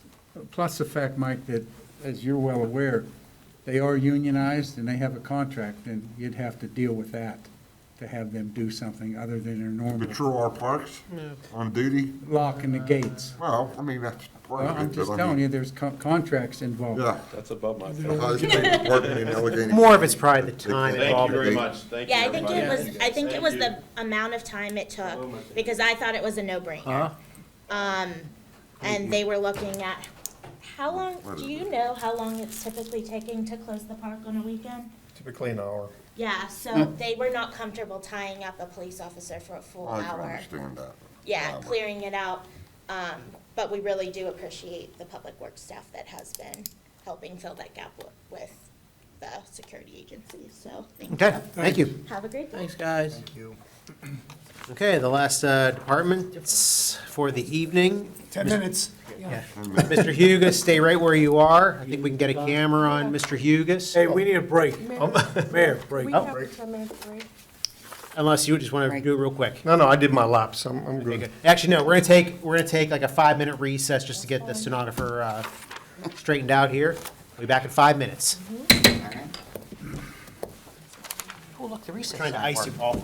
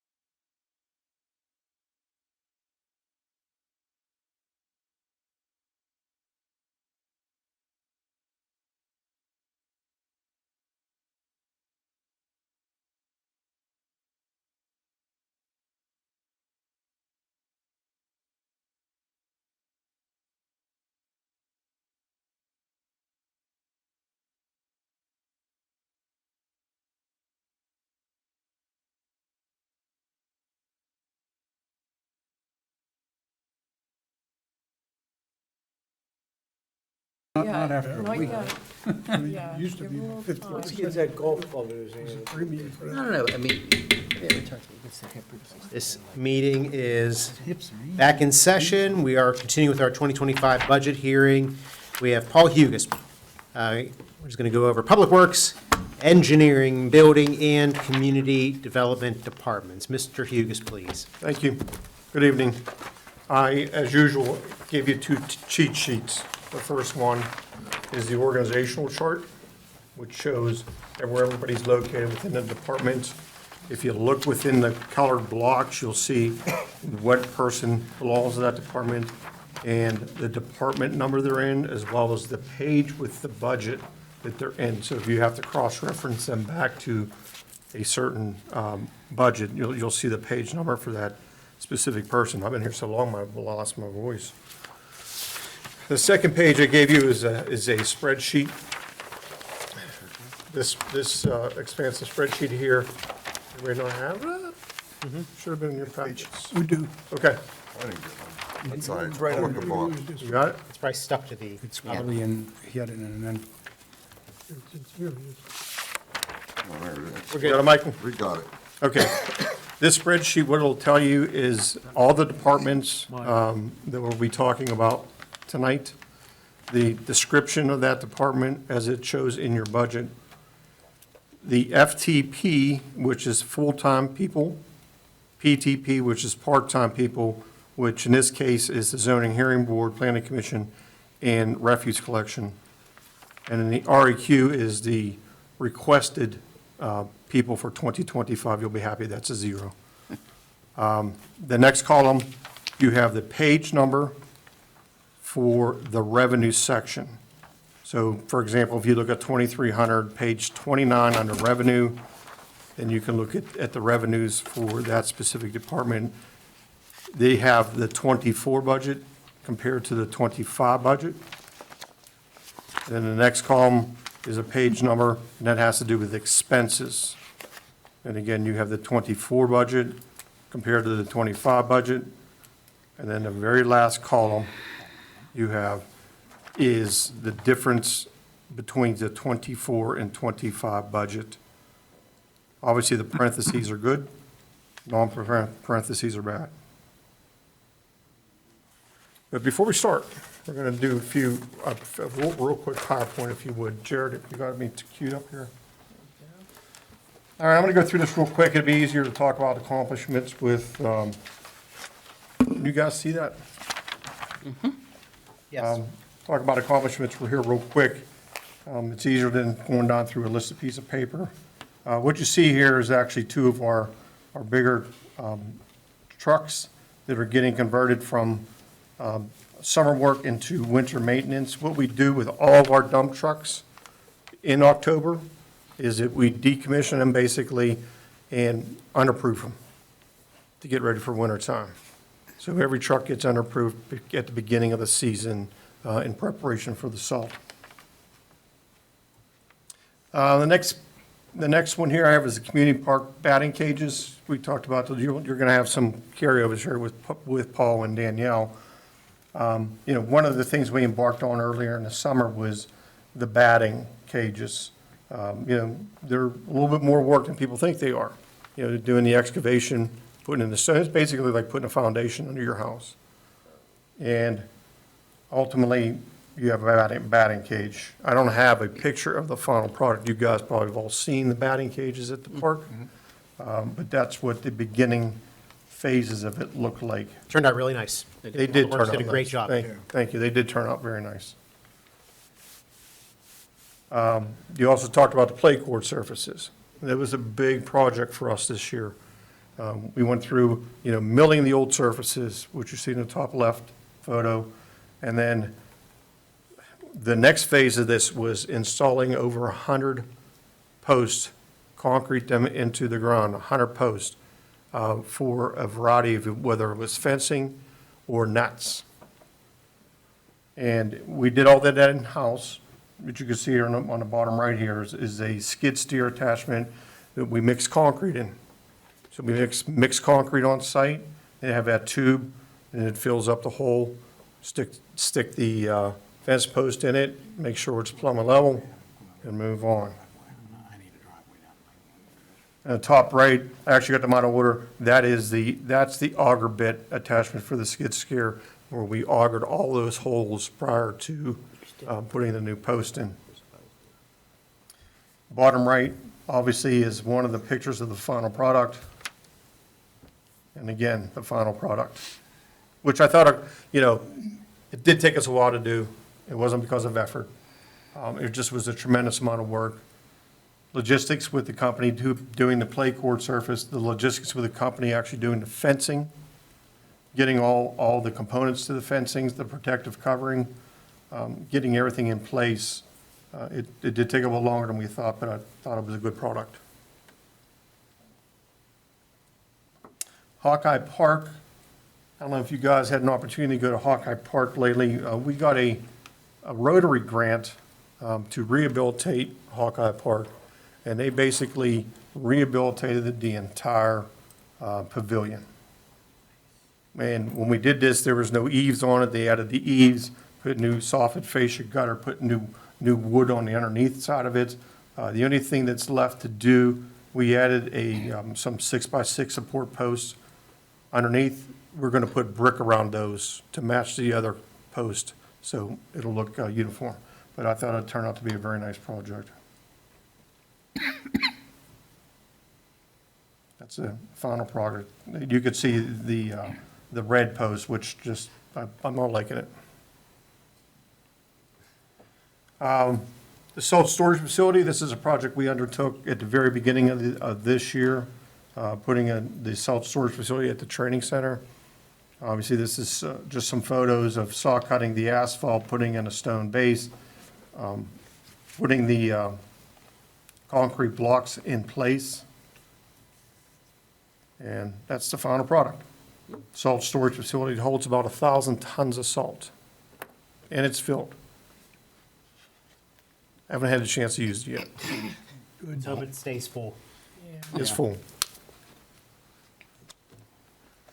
At the training center, we're putting in a police storage garage right next to the auditorium building, or I'm sorry, next to the classroom building.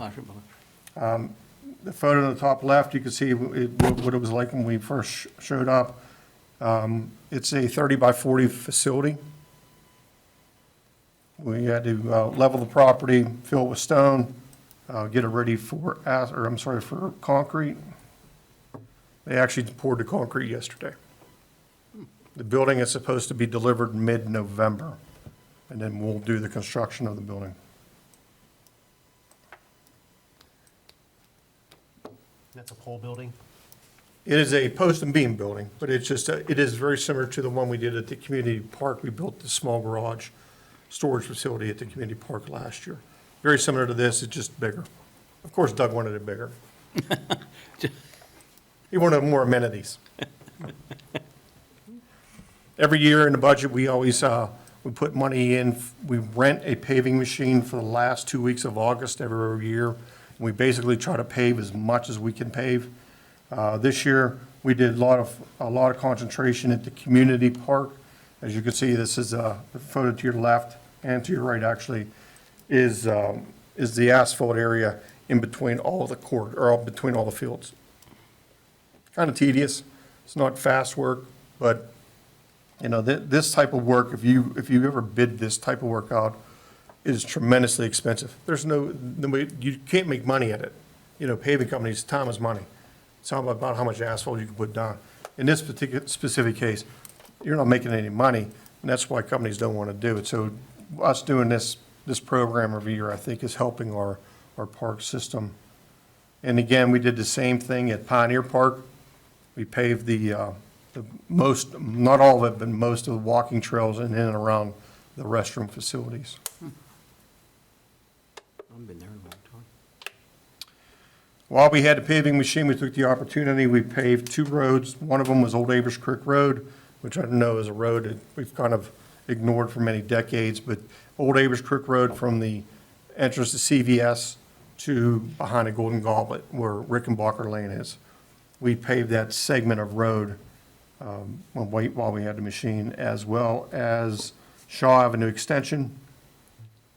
It's, Shaw Avenue Extension, as Joe would know, is kind of it was a tedious project itself. Code path? Terrible. Yeah, looks nice now. Some of the projects we did with the MS4, this photo here is actually of the community park. We try to get it into those ponds, maybe early in the year or late in the year, while the foliage is still down, get them cleaned out, make sure they're operational as per their original design. One of the projects I just found out today, I think they finished with the Edgemead Pond. Mr. Stevenson, I think you remember some of this back when there was a pond there that was not functioning properly. That was in the very beginning, we actually made it a larger pond to detain more water, to help the downstream areas. But if you go past tomorrow, you're going to see a different pond. Pioneer Park Pond, this is a brand-new pond that we put in while we were doing the pave. We wanted to pave Pioneer Park, so what we wanted to do was build this pond at the end of the parking lot. So we built this specific pond to do stormwater management at that facility because there is none. That's all MS4 work, right? Yes, that's correct. Yep. And again, you can see some of the work that they're doing. I have to go see that. Some of the community development stuff, the Old William Penn Apartments, I know you guys probably don't get up into the site very often, but you come down Duff Road, you can definitely see it's blooming. It's actually getting pretty far along. My suspicion is that they're going to be open by the end of the year is what they're trying to do. They're moving along pretty good. What I didn't have a picture of was Clover Development, just because it's a thorn in my side, so I didn't want to put them on there. Good idea. Yeah. Definitely two different operations. There was new Burger King. And I know this was near and dear to a lot of people's heart, the demolition of the house on Monroeville Boulevard, which has taken place, and that's behind us. Some of those miscellaneous things that I know I didn't have pictures of, the waterproofing of this facility. It was a pretty big project this year to expose the foundations. We got 2 quadrants done. We got the area done out back, basically right behind us, because we wanted to do the locker room for the police. We had to waterproof that section. We also got the section up front waterproofed because that was leading a lot of water into the detectives area. So we wanted to get that done. We still have to do the area on the far side and a little bit up front. The police locker room is just about finished. I know the lockers were put in this week. Yeah. I have not waddled down there yet to see them. I understand they look pretty good. Looks good, yeah. They constructed a new female police locker room. It was not there before. Mike Patton Park Stormwater Facility, that is under design. I don't know if you went past that. We did a lot of tree cutting and grubbing so they could get in and survey, so we know how to construct that pond. And one of the big things for me from a code enforcement perspective, we had 2 new code enforcement officers put on this year. And from May until the end of October, there was 1,400 property maintenance violations issued. I think it's pretty sad myself. Is that We have to high do weeds that. and grass, or What's that? is that high weeds and grass, or? High weeds and grass, vehicles, your gutters are falling off your house, all those, I think it's sad that we have to do that now, but unfortunately, that's what we got to do. And you think about 1,400 violation letters that went out in that period of time.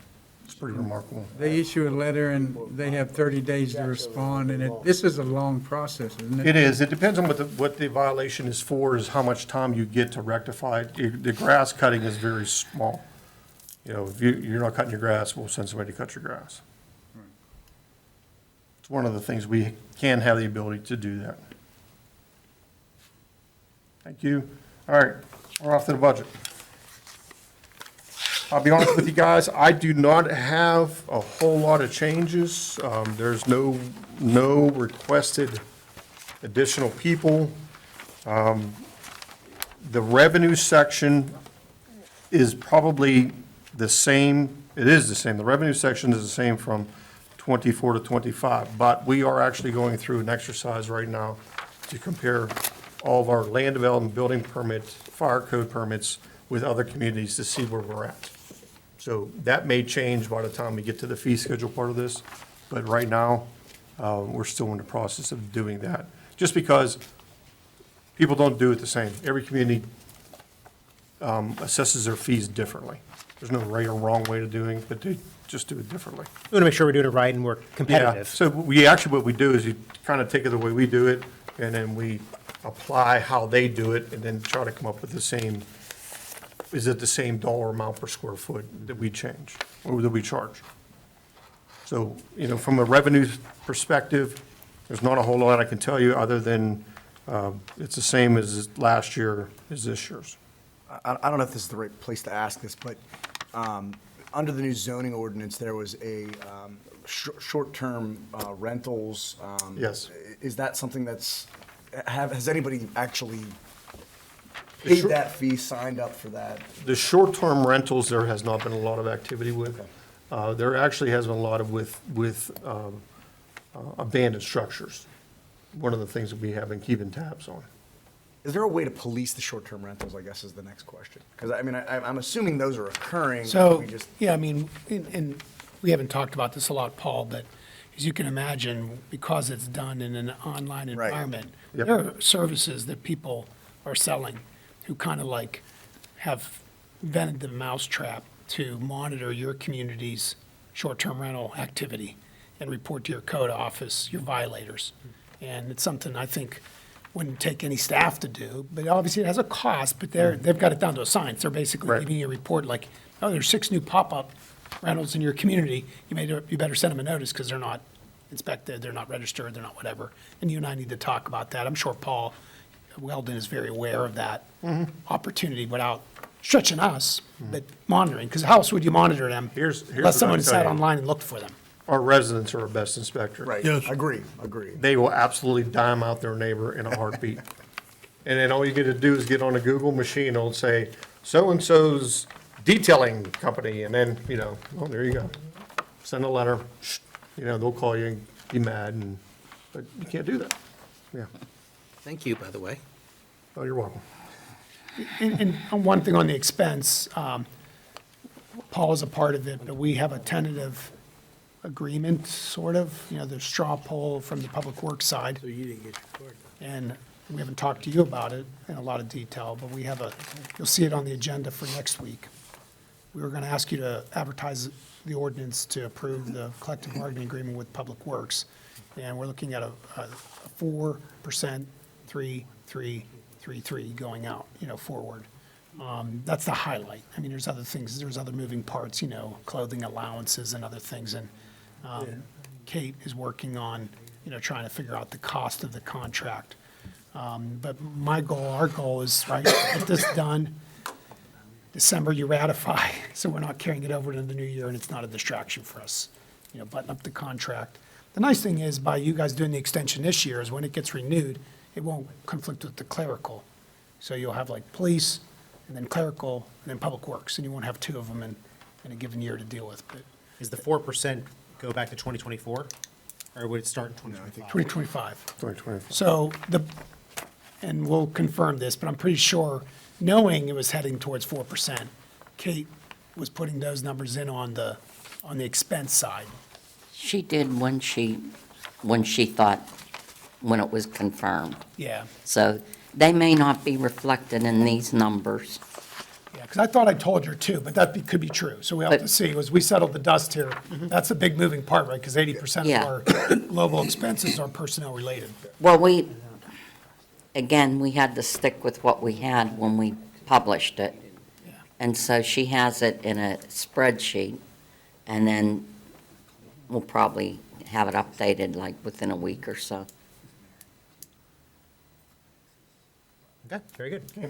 Next. All right, if you guys want to move to expenditures, on expenditures, page 43, we can just jump through this real quick. And again, out of all these budgets, I don't see anything that really jumps out of me. If you look at your master spreadsheet, you'll see there's actually a $19,000 decrease in the budget.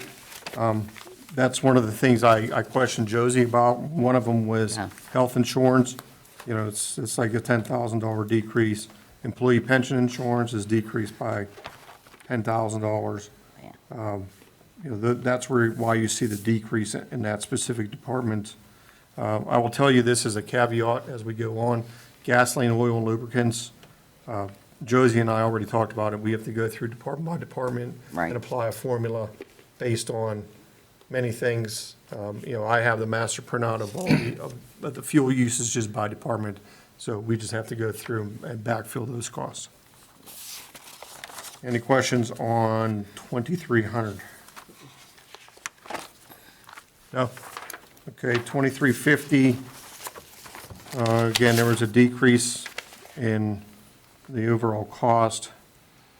That was because there was a decrease in overtime, decrease in employee pension. And again, I have to fix the gasoline and oil. Nothing spectacular there. You good? All right, then we're going to go to, skip that. We're going to go to page 51, expenditures.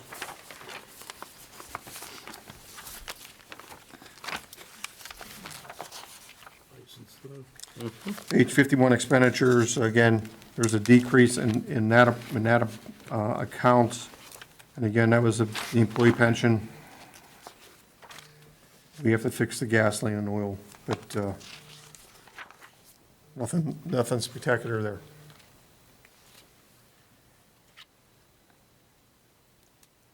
Okay? All right. Next page, 53, snow and ice control. And I know, I wish I had a magic ball like everybody else could tell you what we're going to do. You know, I use the same numbers as I did last year. You know, we have 11,000 tons of salt. I think we'll get it through the summer or through the winter. Could you say that again? That could get us through the Oh, winter? no, that'll get us through the winter. Okay. Oh, yeah. We hope. Probably 2 winters. Yeah, 3 winters.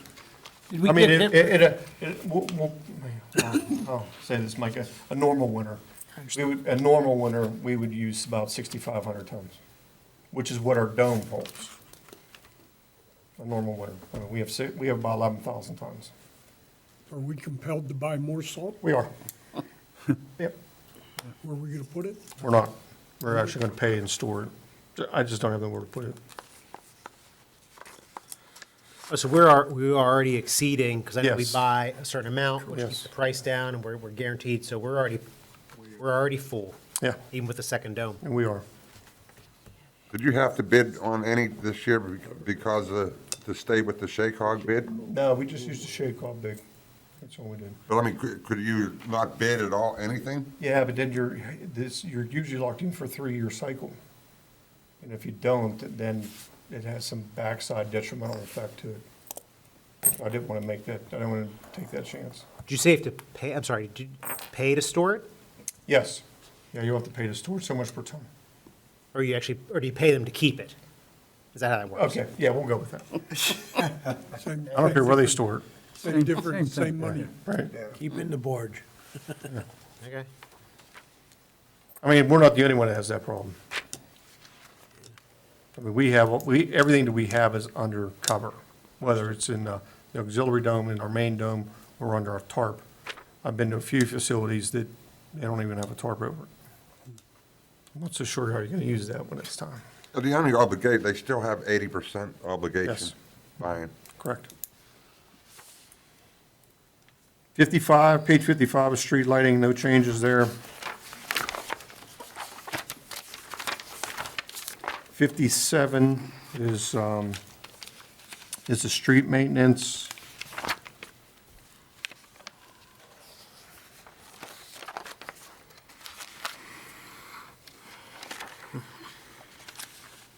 And I could tell you, again, you're talking about health insurance, employee pension, RHS payments, you know, they're all healthcare related issues.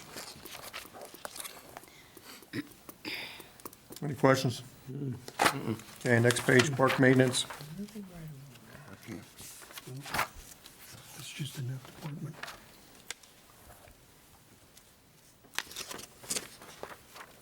Went down. It did, it went down.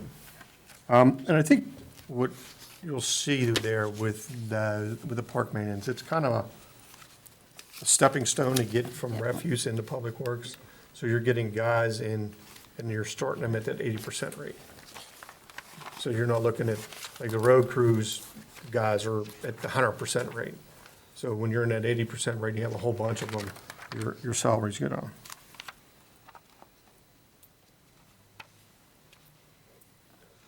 Okay. Next is page 61, signs and markings. No, I don't have such a. Nothing.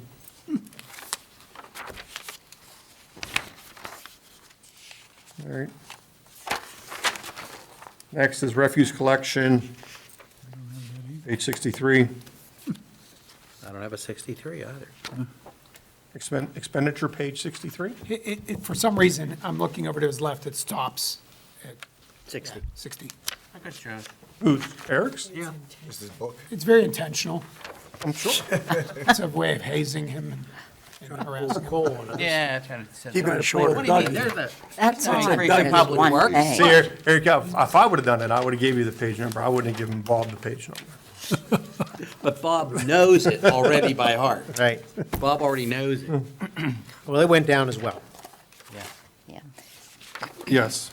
Well, again, let me remind everyone, just because of the salaries and wages that the contract was just signed, all your wage and benefit numbers are going to go up. So the fact that that it's down now, it's going to be up.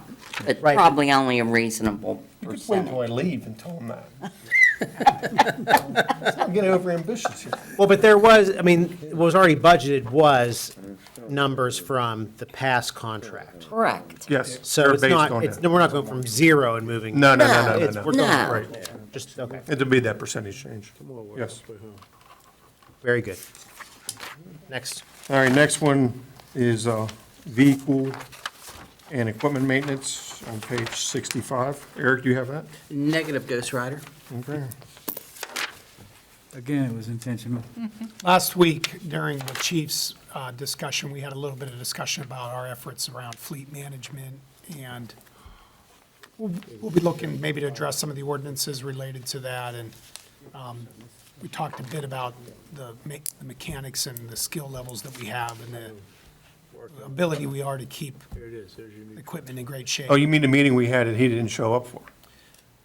When he presented here last week, Oh. council. Oh, I thought you meant the heard- meeting we had and he. No, council heard about our desire to be, a pretty aggressive fleet management program.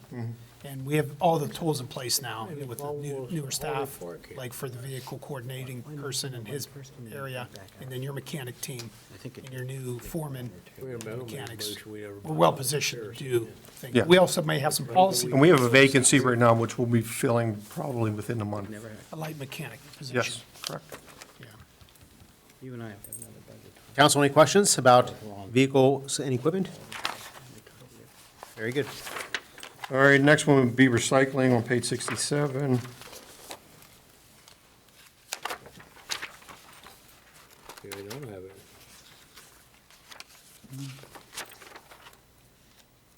See, that one's opposite, Josie. Look at the health. The It health did. there's, And, I don't know, it could be, did you have a change of employees that would have changed their health benefit? I don't know. I mean, with all It's these just- lines it's here, odd, yeah. it could be it. I just noted that I need to review that, but with all the lines that are getting filled, it's quite possible that could be a mistake. But also what would govern that is if people change their benefits, and, whatever, there's various reasons, so. Or if they have a family. Oh, yeah, that's true. Now, Paul, for the recycling, Yes. obviously, here's the expenditures, but is there extra cost as far as dumping the recycling, or is there revenue or anything? Yes, there is. I mean, you'll see that in the refuse, there was dumping fees. Is that recycling as well? Yes. You kind of, you put that, that's all shown on the Yes. refuse part? That's correct. Okay, thank you. That could be, yeah. That'd do it. All right. Next is page 69, animal control.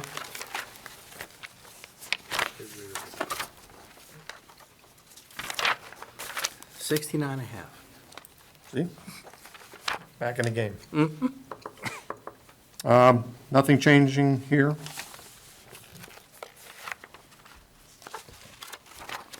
Any questions?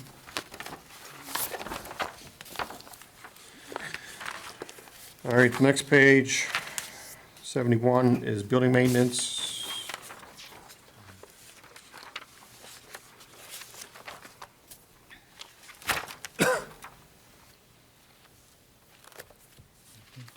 I will tell you that the one item that I did increase was the overtime pay for building maintenance.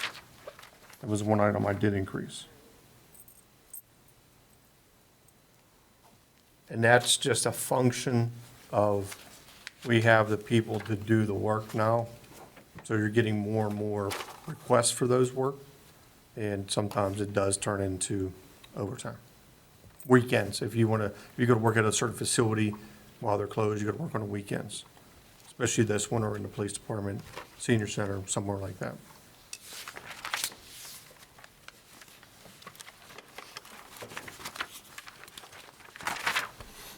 All right, next page is the community park. All right, and I'm going to stop at overtime again on page 73, and I'm sorry I had stepped out. I heard you discuss, speaking with Danielle and Paul a little bit about overtime. I did increase the overtime amount because an employee from the community park has to go back and close the park every day. And it's a 2-hour minimum every day. Contractually, it's a 2 hour. Contractually. Anytime they get called out, it's a 2-hour minimum. So you think about that. So every evening, they have to go back out. It's 2-hour minimum, 2-hour minimum, 2-hour minimum. So my budget was kind of thrown up a little bit, so that's why I added more money. But your guys are receptive to doing that? They are. We had some problems in the very beginning, to be quite honest with you. There was a certain group of people that did particularly care for authority. It didn't matter if it was a parks department or a police officer. They just didn't like authority. They finally got the message and moved along. Every now and then you do, but they drive through the park and kind of shoo everybody out and close the gate.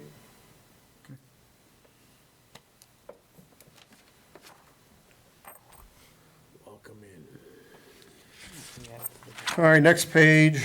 Oh, no, we're going to skip a few pages here in parks, or leisure learning. Community development, page 81.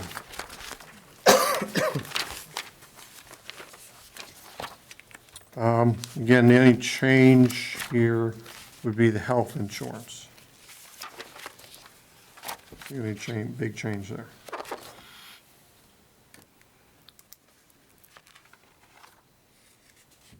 Question? No, sir. Okay, next is planning commission, very small budget. No changes there. All volunteer board.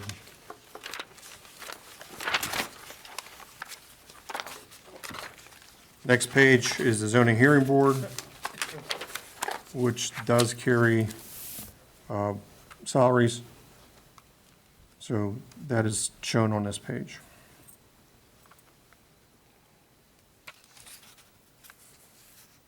No changes other than that.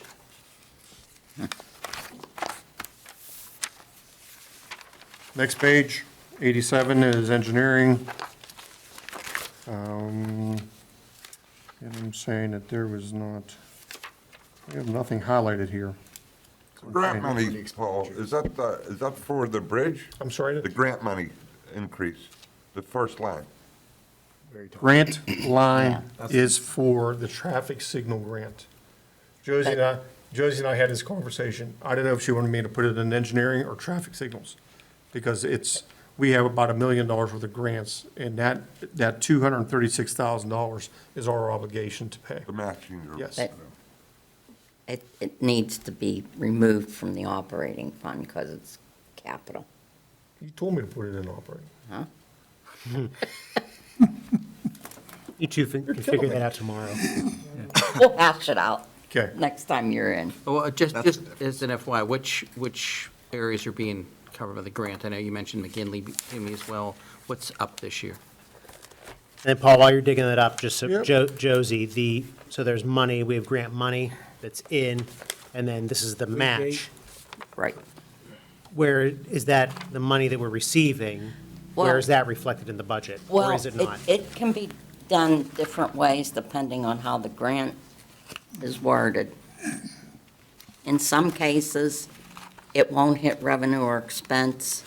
I'll hit a balance sheet account with the expenditures, then when the money comes in, it goes to that balance sheet account and zeroes out.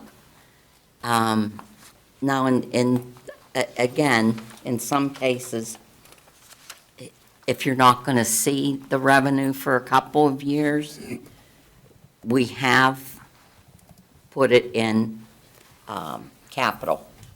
So, So like, for example, the bridge in Alpine Village, on All Neighbors Creek. The match fund to do that, some of that Yeah. is in the grant, it's the DCD grant, but then our matching part is just kind of been waiting around for a long time, but, yeah, well, again, in that case, we may have just expended the money, and then when the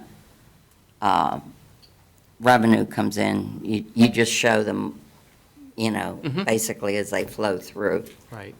But ideally with a grant, if they're I think it's within a year, the best way to do it is that balance sheet, because you're really not distorting your normal operating. So that line that we're talking about, you'll probably pull that out before, Yeah, well, again, we'll see when you expect the money and that type of thing, but it really shouldn't be a part of operating, because it's really not an operating cost. So is this just is this just our contribution? Yes. Okay. Yes. Yeah. and then Paul, I'm sorry, I interrupted. I think there was a Yeah, I was question gonna about say- where did you? So go to that? there's three components of it. The first component is replacing the controllers along the Route 22 corridor to put in the newer form of controllers, which will get rid of the traffic adaptive system that PennDOT made us put in 6 years ago, which is horrible. So when we remove those traffic adaptive system, puts in new controller system and have a better time system along the 22 corridor. That's the first part. The second part of it is replacing a traffic signal at Monroeville Boulevard at Ivanhoe Drive. Oh, lovely. And then the third part of it is replacing controllers, other locations throughout the municipality that we're going to do on Route 22. Did you say to me there was one at McGinley, there was a redesign still coming? Yeah, that was a grant we got last year. Oh, okay. That's a grant we got last year, which will be getting in place this year. Yes. And that'll go from the high school to Holiday Lane. But nothing else at McGinn, I thought there was a redesign on the intersection. Well, AHN still wants to do the redesign of the intersection. They do. They do, yes. Oh, yeah, I just had a conference call with them last week about it. Just that McGinley intersection, McGinley and Haymaker. At the high school intersection.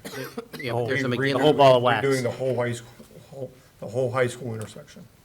so redo the jug handle, high school, 48 Haymaker, Yes. and then something with the county at McGinley and Haymaker? I don't know anything. I thought that was getting No. redone. We were gonna do some with the controllers there. Okay. but Not redoing the geometry there. Because we'll need to continue to talk to them as they complete their parking program. And we had discussed with Forbes informally, not formally, informally, to ensure that, the talk about the traffic flow that was changing, from, in that area too. So we would try to request that those in the parking lot leave via McGinley and don't leave onto Haymaker. Enter from Haymaker, verbally, they've agreed to it, so we need to finalize that. That's been our request to them. So people coming northbound on Haymaker can enter at any of those spaces, the roadways that they have to their parking, then hopefully that they'll exit via McGinley, when they leave the parking space. Well, good luck with that. Well, was I hope there, so. along that light, was there discussion, not reconfiguring the traffic, but was there discussion about having whatever, the arrow, the flashing arrow, I think that we just did on Wingate, like where it's a. If you're red going to do a flashing- flashing arrow, I've had this speech 100 times with Mr. Williams. You just can't put a flashing yellow. Well, I understand that. You but have to redo the entire intersection and change the controller up in order to make that occur. And that is not happening, is what you're saying? It may happen. You have to go through a traffic study to make that justified. Okay. And then the jug handle piece is still up in the, I mean, I've seen one design of what would happen from the Haymaker and 48 jug handle, but, and then additional controls, you say the whole way to Holiday Lane? Well, we're going to, as part of the grant, we're going to be doing new controllers the whole way to Holiday Lane, yes. Oh, cool. That was part of last year's grant. Yeah, that's great. That's great. Very It good. needs it. Yeah. It certainly needs it. There's no does. question. Okay, Thank you. next department. Category round. 6110, which is on page 89.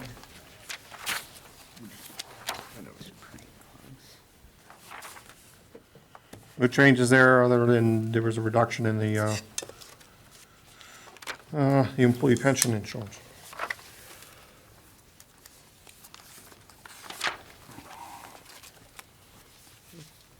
Questions? Okay, and the last thing I have for you is under your tab, special fund, page 7. Love it. Special fund, page 7. Again, this is the MS4 or the storm sewer division. Again, there's nothing dramatically changes from last year. We're going to be still continuing to do more and more projects. A few months ago, or 2 months ago, you approved stream bank stabilization projects. We're probably going to do another one of those. We're going to do a very large pipelining project coming up in 2025. Lining storm pipes that are probably in areas that we don't want to do a traditional excavation. And they're large pipes, so, it's a very costly project. Not the Logan's Ferry not Logan's Ferry to Center Road. Which area are you targeting? No, we're not, we're over in the Haymaker area, actually. Right, I thought so. So along, Yeah. Are you digging or are you gonna slip line? What's that, I'm sorry? Are you gonna dig or are you gonna slip? No, slip line, Slip yeah, line? yeah. Is that done in-house, or is that a? No, we That's contract actual- that out, Okay. yes. Yeah.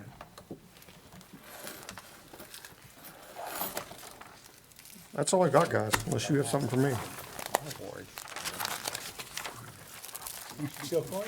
No, council, any other questions for Mr. Hugus? Good joy, have none. Great. Thank you. Good job, Paul. All right, council, I'm gonna open the floor for public comment. Anyone from the public would like to comment on the 2025 budget? Now would be your chance. There's a no thank you, so we're gonna close the public comment period. Actually, I skipped ahead. So council, any discussion about the budget in general at this point? We had 2 budget hearings. We also have opportunities to discuss the budget at the November agenda setting meeting and also the November council meeting. We can certainly discuss, and it's open for the public to comment on the budget at those 2 meetings. And also at the December meeting, this will not be voted on for November. More than likely, hopefully, it's voted on at the December 10th council meeting, the regular council meeting. Hopefully, and I'm sure it will be, but we certainly can extend and call special meetings if we have to. Hopefully, that's not the case. Hopefully, we can get it done by December 10th. But does anyone have any other comments or questions? Hearing none, I would like to seek a motion. Oh, actually, one more thing, just real quick. Trick or treats tomorrow, 6 to 8, as everyone knows. Don't forget to vote on Tuesday, the least twice. 5th. And because of Election Day, once again, we are not having our agenda-setting meeting and Citizens Night on Tuesday, the 5th. We are going to have it on Thursday, the 7th. So just quick announcements I wanted to throw out there. And now with that, I'd like to seek a motion to adjourn. Motion to adjourn. All in favor? Aye. Opposed? Meeting is adjourned. Thank you and good night.